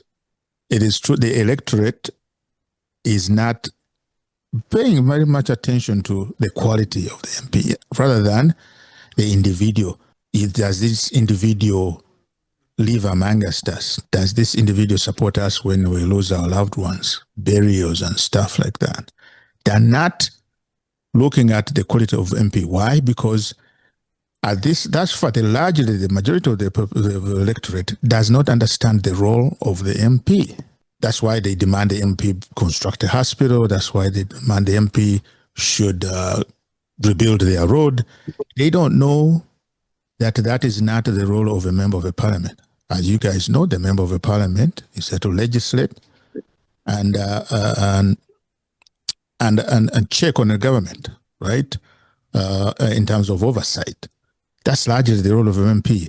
While the MP can while in parliament, use their voice to speak up and lean on the executive and push in a way that the executive delivers services that people care about. But that's not, they don't have the resources. They can't have their own money or budget to say, I'm going to put up a road here.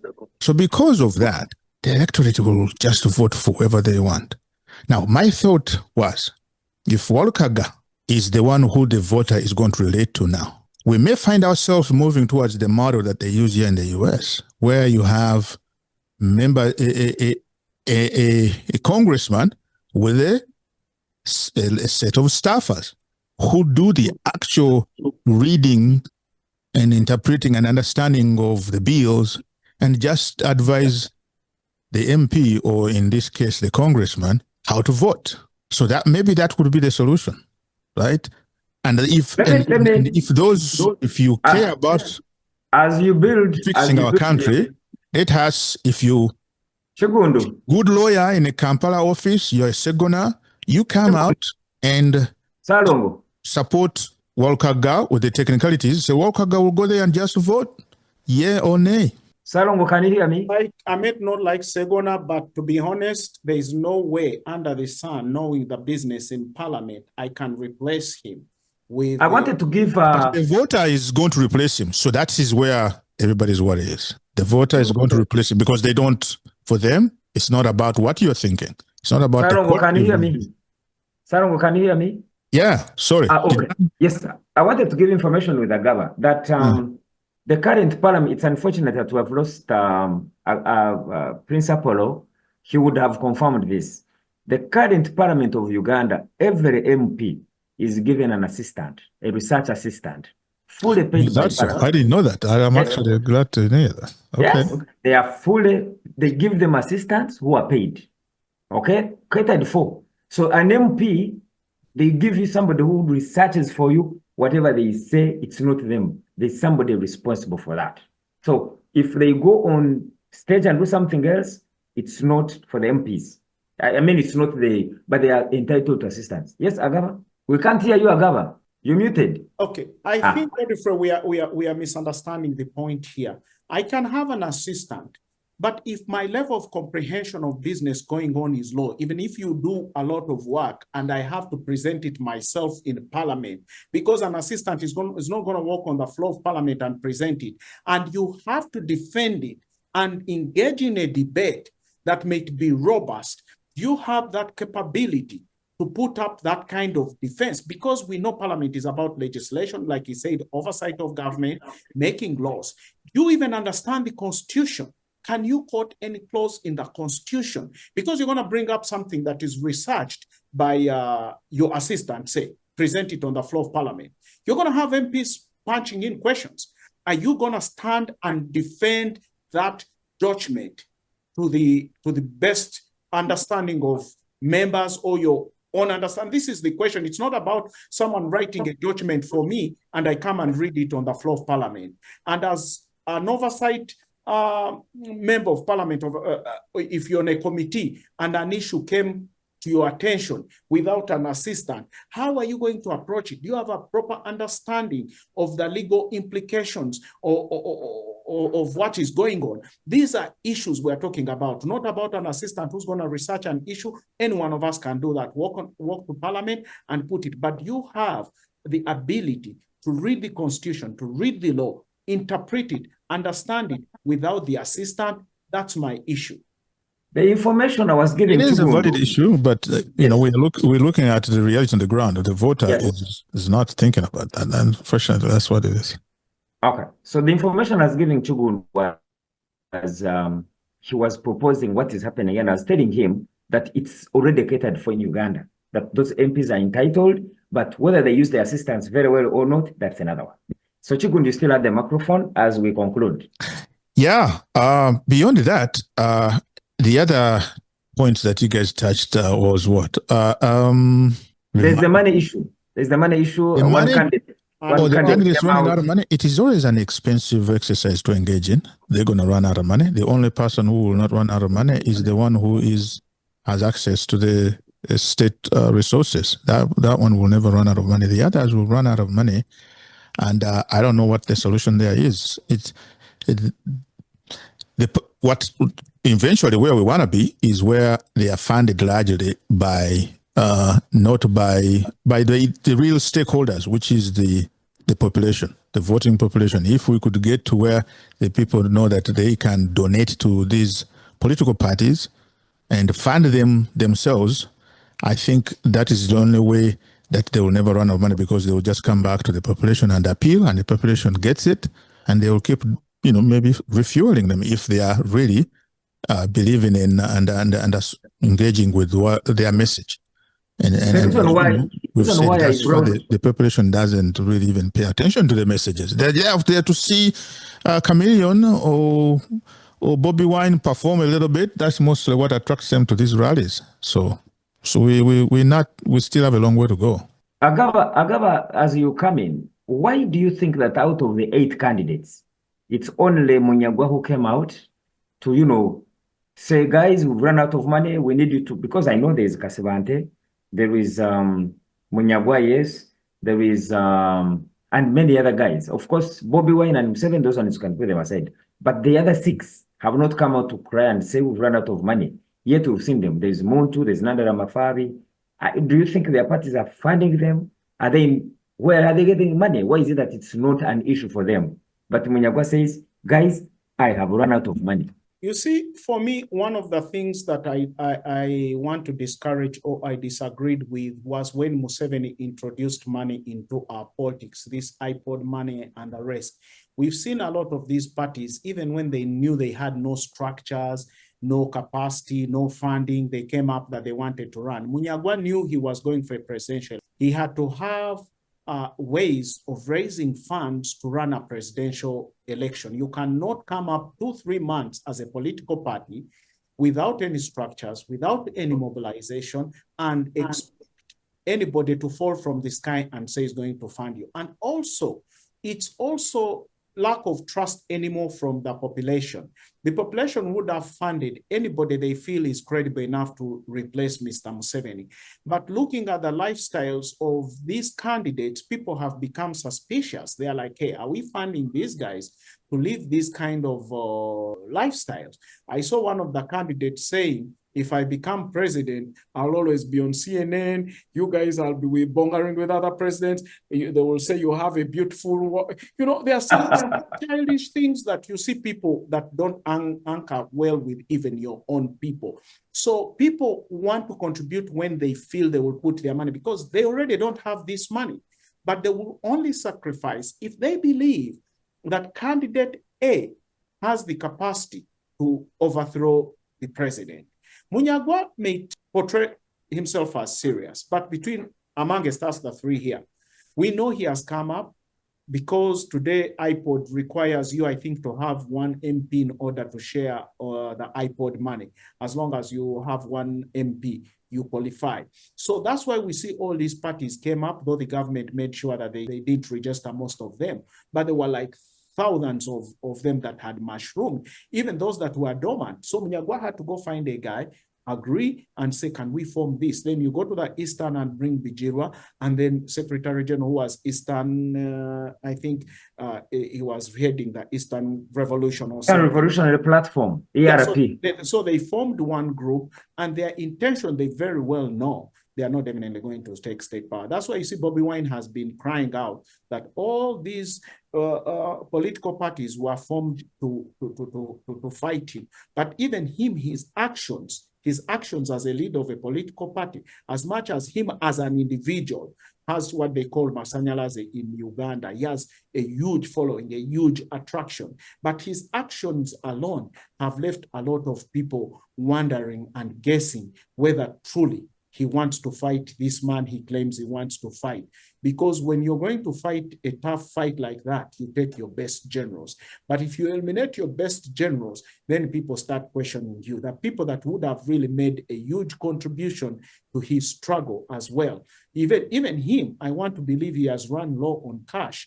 That's why we saw him running to iPod, writing that letter that, hey, Chiribubi, we need this money, despite still having a case. Can we have this money? Money he had sworn he would never touch, and he would never go there. Yet we see Besigye. Besigye never touched that money. Besigye never went to these iPod meetings. And now Bobby Wine is accepting this money, the conditions. And on top of that, Museveni has appointed Norbert Mao as the chairman of iPod. So that means Bobby Wine is going to have to face this guy he didn't even want to face at the end of the day. So for me, I even wonder whether we have really opposition. So everybody is looking at the money. You know, if you don't bend low to the money you're fighting, then how are you going to get this money? So basically, it's like already the politics has been compromised, and the opposition parties have been weakened. They don't have any serious source of funding. It's government funding them. They've themselves created mistrust amongst the population. Even their external donors, I'm sure, have concerns. So that has killed the whole process. Whether they accuse Museveni, that is another story for another day, because Museveni works towards winning. So he will look at your loopholes, your weaknesses, and he will take advantage of them to win. So you can't say we blame Museveni for killing parties. No, his goal is to kill you. He has told you, I'll kill the opposition. And if you let him do that, you can't blame him. That means he's winning. So for me, that's my submission on that. Chigundi, your last say on this, and then just briefly we'll talk about the no vetting and then the close. Your last part on this? Money. Yeah. As he was speaking, he just spoke my mind, because you asked, why is it that the others have not come out? Only Munyagwa. I don't remember even the last round if anybody came out to say we're out of money. Most of them, that is not something they want to bring out to the forefront, because it kills their mojo. It is a sign of weakness. None of them I remember, even the last cycles that came out. So why Munyagwa? I think Munyagwa is here to just make his points. He knows he doesn't stand a chance to win, so he's gonna use the opportunity to make as many points. Some of these things he has been talking about, the money issues. Everybody's always concerned about the power of money and how much one needs just even to engage in a small local council election. So it is a limiting factor, and to the extent that Munyaga wants to highlight it and make noise about it, so that everybody knows that it takes a lot of money to engage in an election. I think I would say maybe that's the reason that Munyagwa came out. Otherwise, the others are not interested in making it a point about them at this time, because it will make them look weak. Maybe on Bobby Wine's letter. Let Chigund also about the letter, him making a U-turn on iPod money and attending meetings, accepting. I'm still studying that one. I'm very curious. Here's the thing. As we spoke earlier, in the previously they had said we don't want to come into iPod because of reason A, B, C, D. Now they found themselves challenging the law as it is, right? But how do you challenge a law if you are not a party? If the current conditions are that they find themselves not members of IPOD because of the new law. They will have to remedy that first.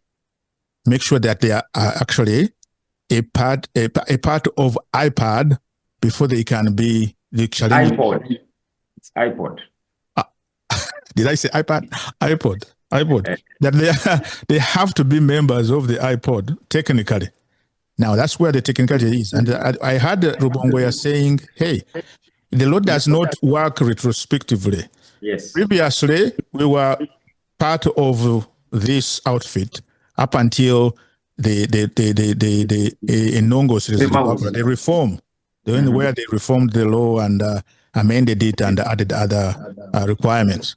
So I think that's from what I see, they're trying to work on the technicality, meaning before they even able to challenge the law, they have to make sure that they're into the format itself. But for me, I'm happy that they are coming around to willing to be engaging, because I think engagement in everywhere, you may not agree with everybody you're engaging with, but staying engaged ultimately is a good thing for the political process as we move on forward. If they are here not just for the money, but to say we want to engage, I say, hey, come on in. I think they were very clear. They said, as we sort out the court case, we need his money and we be part of this. I didn't hear that. So, anyway, gentlemen, I know to wrap up. iPod, the Agaba has always mentioned this iPod man, and I wanted us to just because you very well know that this week or last week, Nope came up with the list of the members, the MPs that were vetted. Of course, so much has been spoken. People like Segunas, Agaba was saying, have come out, Joyce Vagala, and others to say they disassociate themselves from the findings.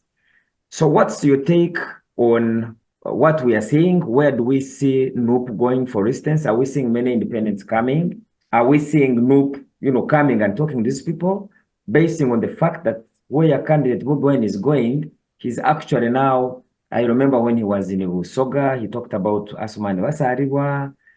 When he was in Mitiana, he talked about the sister who veered.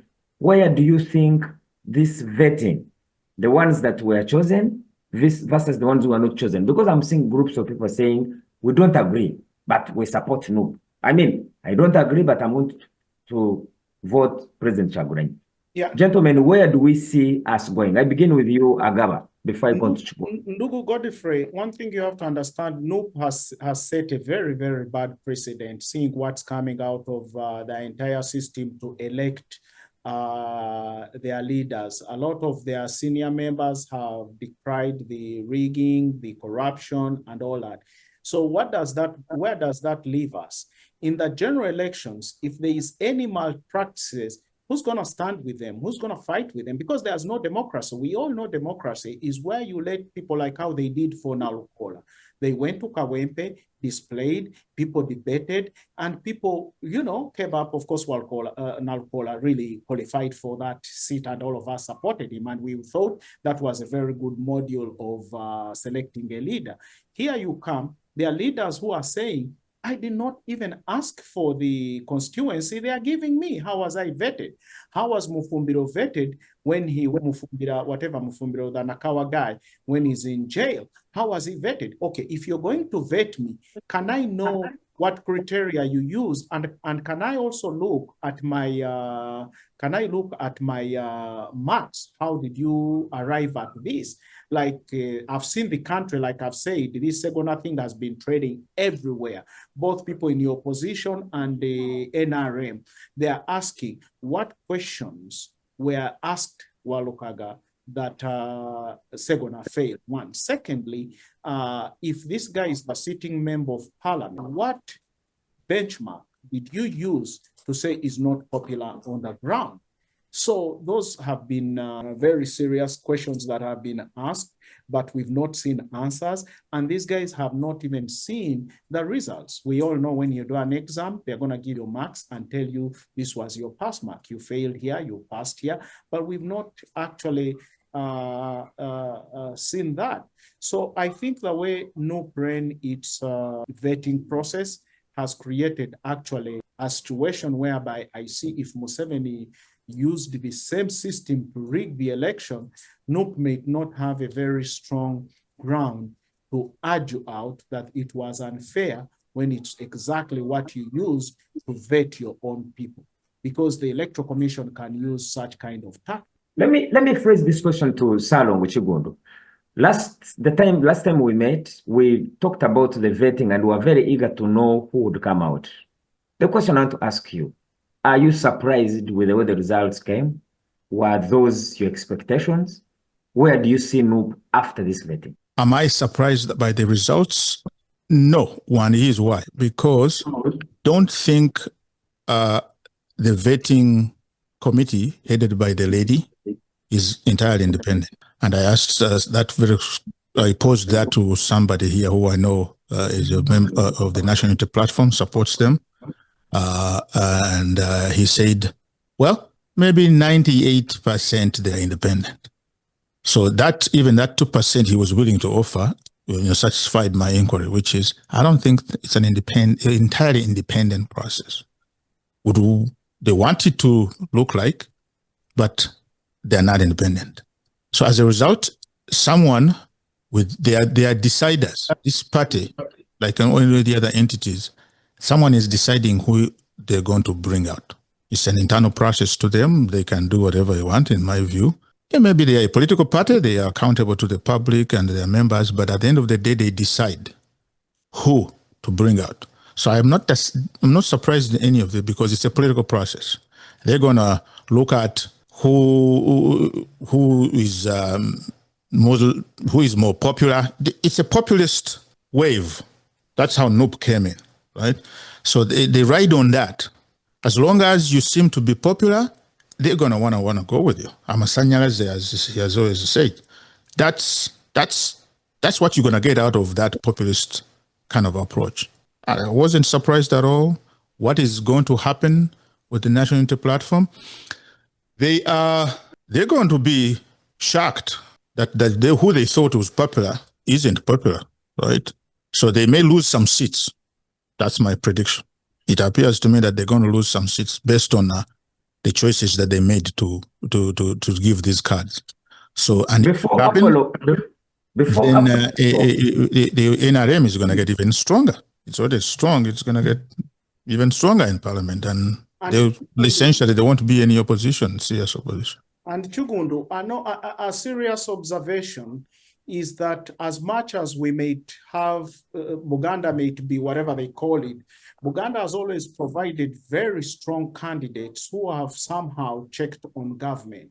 But when you see some of the prominent educated Bugandas, instead of supporting them to strengthen their position in Buganda, instead these are young men who are in their mid ages, have been kicked out, have been deliberately pushed out. And I think, to me, that has weakened Buganda's position, because Buganda has its caucus, and Buganda being the central, you would expect Buganda being almost as influential as maybe the leading party, which is maybe Western today. But unfortunately, when you see the quality of leaders that they've brought in, it's going to be even extremely harder for them to come and say, hey, because it's going to be like activism. These guys will talk from out. If Mpuga loses, I'm not a fan of Mpuga, I'm not a fan of Segona, but to me as a Ugandan who wants to see a progressive, because our parents contributed in the struggle to liberate Uganda, to make Uganda better. I want highly qualified people, regardless of race. I don't care whether you're a Northerner, Chiga, whether you're a Mutoro, whether you. So I don't even know Segona personally. I don't know Mpuga personally, but I think there are people that we must have in Parliament to keep that check and balance on government. People who understand the role of Parliament. Mpuga came up with the amendment to what is happening, but who beat him down? Who refused to support him with his amendments? So you can't be saying this government is brutal, this government is fighting us, this government is doing, when you have your colleagues in the opposition coming up with the laws that are supposed to make the environment conducive for you to do business, and you fight them. But when you go out on the street, you're saying government is oppressing us, we are bad, the laws are bad. Agaba, thank you for the submission, but I said, what next for Noob? Because when the list came out, we are seeing, the majority are coming from one side. What about, because Noob is the main leading opposition party, but my question to you, gentlemen, is we are only seeing MPs from here, Central and maybe part of Usoga. What about the West, Northeast and whatever? What does this show the nation about this leading opposition? Chigundu Agaba, that's what I want to know. What next for Noob? That now we see the list, but there are places that they never fielded anybody. Yes, Agaba. I think, to be honest, politics has become business. Noob is not looking at taking state power. First, people should have seen when they were nominating, if all party members chose to get positions and left only one guy to run for presidency, that was already an indication that these guys were already looking for future survival because they knew what was coming. Secondly, I think today, whether they like it or not, like Chigundu tried to hint, this election, I think selecting candidates was partly personal.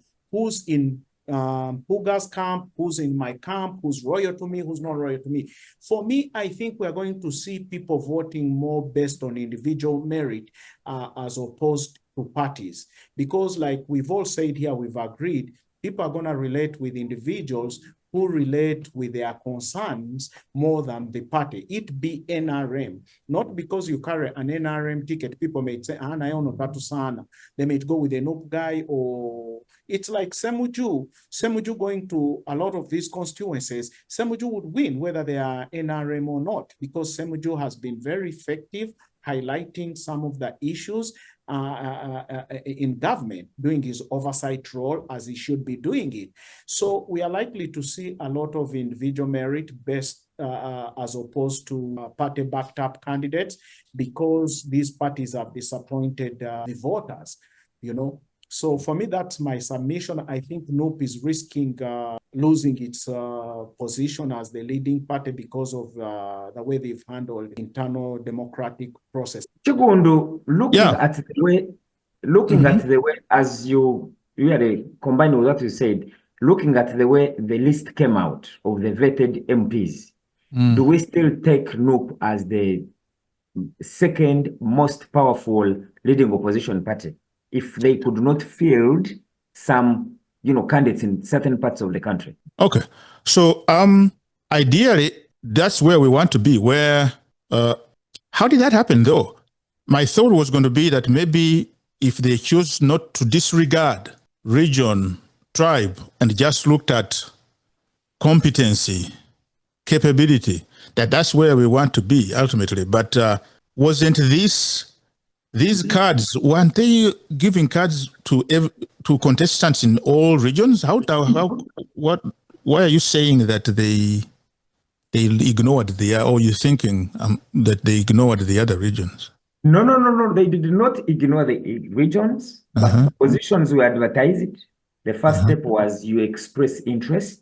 After expressing interest, then you are vetted. But the concentration of what we are discussing is what happened within. But we are looking at a political party which is supposed to be countrywide. And my question to you and Agaba is, what happens of the remaining districts?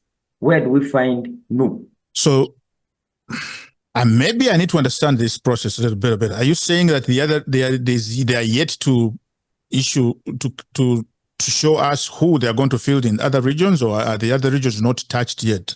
I thought this whole process was conclusive around the country and the whole list. I did not peruse it, I have to admit it. But I assumed that this whole cards process was for the whole country, not just regions. Am I mistaken about something? But yes, Noob made it clear. Noob made it clear that they wanted 100 MPs. And Noob they made it clear it was, that's when they were starting, when these guys, when they were kicking out MPs, their target was Uganda. And that's where they've concentrated most. Okay. Well, so they're not, in that case, they're not, Because the end result is they're not a national party. Exactly, because if you want to take over a country, you definitely have to field members in almost every constituency, because the Electoral Commission roadmap was out long time ago. They could have picked that, they could have known, and people could have shown interest. We could have been seeing them with candidates to the lowest party in Uganda, but we don't see that. So that means for them, they had their target. Why? They have their reasons. First, continue maintaining leader of opposition, and of course, have a certain income from these MPs. Because when now they've proposed that the leader of opposition be elected by all opposition parties in parliament, we are seeing the president attacking those that are requesting for that. He's coming hard on them, that they are betraying him, because he knew he had that power to select who was the leader of opposition. But now these other opposition parties are saying, hey, wait, this is parliamentary business. You represent us in parliament as opposition. We should have say in this. And it's not going well with Kavule. Kavule doesn't like, to hear that. So now there's also that debate going on, instead of now focusing on issues or what they're going to do for the country. Yeah. Fair enough. Chigundu, I wanted us. You have something, because we have concluding. No, we just conclude, because I got to catch up with my son too. Yeah. Oh, it was just one thing. I know we can't go without saying something that's happening in our region here. Anything in Chicago? So in Chicago, first of all, tomorrow, the Chicago Marathon is happening in Chicago. There is a Ugandan, Jacob Chiplimo, who is participating as a contestant. So we would like to first call on everybody who can make it to downtown to cheer him up, support him. Let's show him some love, and we wish him all the best. Beyond that, there are celebrations, independence celebrations coming up. First, the Ugandan community in Illinois is celebrating on the 18th. And then in November, I think the date for the Ugandan community in Greater Chicago, the date changed. Now it's in November, November 1st. Yeah. So that is also on the horizon. And then after that, we are back to, we'll be sliding into winter. And then I think we're going to slow down. Do you want to comment about the fight between President Trump and the governor and the mayor as we conclude? I think that has been, exacerbating. Every day we wake up and you watch how Trump is militarizing the law enforcement inside the United States. And that is something that everybody ought to be concerned about. The city of Chicago chose to take some bold steps legally, innovatively creating some zones and declaring that these are no-go areas. And that is yet to be seen. We have to see how that is going to play out, practically and in the courts. I'm sure Trump is going to push back. But we are all looking, and people are. I saw a report that I don't know if it's true, that they kind of rounded up individuals who are Uber drivers in a parking lot at O'Hare Airport. So this is putting everybody on the edge, and we don't know when and how this is going to end, but it is concerning. That is all I can say. Did the Texas Army, the Texas military, did they finally arrive in Chicago? I've seen reports that they are, and some video clips, people showing them, but I am yet to verify exactly if they have. The National Guard out of Texas has actually joined the enforcement activities in Illinois, but I have seen some of those reports, yes. So what's in Indiana, away from Chicago, you can hear Chicago. Indiana is peaceful. We are calm. I wouldn't want to so much go into Trump politics, because Trump has become very vengeful.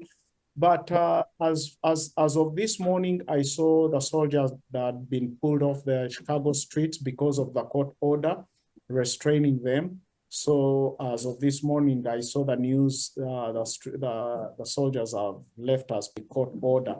But we pray what is going on changes a lot more direction.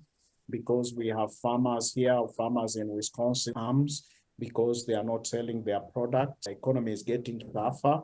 So hopefully we pray that GOP can raise up to the occasion and rein in on what is happening. Or if not, next year, let's hope that there is changing of Congress, maybe Senate, whereby we can have in kind of balance, checks and balances, because right now, there are no checks and balances in this government. What he wants passes. Prosecution of Comey. We are seeing that a New York prosecutor, Tisha James. We all know where all this. Wondering who's going to stop all this, because this is the most beautiful democracy, the most beautiful country in the world.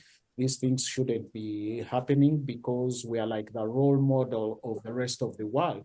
Everybody looks up to us and says, okay, these are the standards. But these standards have been greatly compromised in this 1 year. I hope, pray that someone can restore the goodness of this country and bring back the reflection through America. Because right now it's a scary situation, because this wasn't something that anybody expected to see from United States of America. Everybody voted, everybody believed in the values promoted all over the world. And that's why you see the Peace Prize was not given to him, despite having campaigned aggressively for it, because the world is seeing what's happening. You can't be treating human beings on your streets this way. We're looking the other side when Gazaans are dying and then abandoning Ukraine, and we expect world leaders to say this is the peacemaker. When you're throwing bombs on Iran, Venezuela, I think it's not a good faith approach to wanting the world to appreciate you as a person. America is great.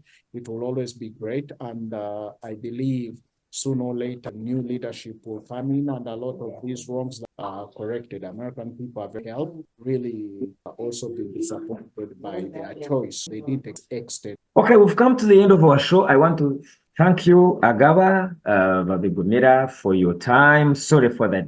I mean, the time has been long, but you know, meeting once in 2 weeks is also, it's not something easy because we always have so many topics. We want to thank Prince Apollo from Kampala, the journalist who went off because of electricity. Chigundu, sorry to the sister, but I know you are with us, and we thank you and always appreciate for you, you know, letting us use this channel.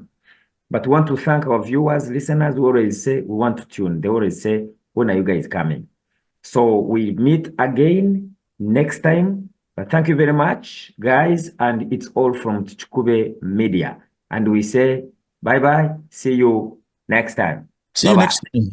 We want to hear the feedback as always, right?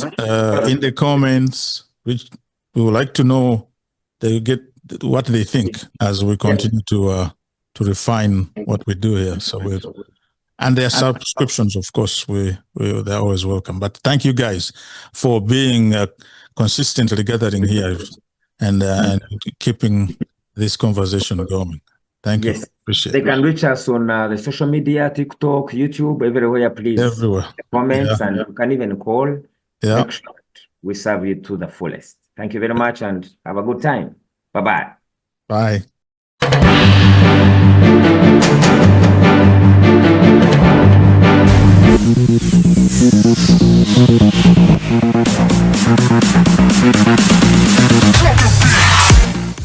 Yes, ate bwembanga mugenda ku mikolo ng'egyo nga mwagala okufuna ku bwambalo obwakabingo obwo mbaga nga muzikoledde mu Uganda munoonye oba naffe aba Angie's Creations.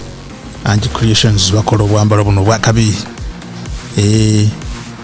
tobeera ku mukolo ne gutanyuma weefunira akambalo. Angie Creations bajja kukolako buli kimu kyonna ky'otaaga.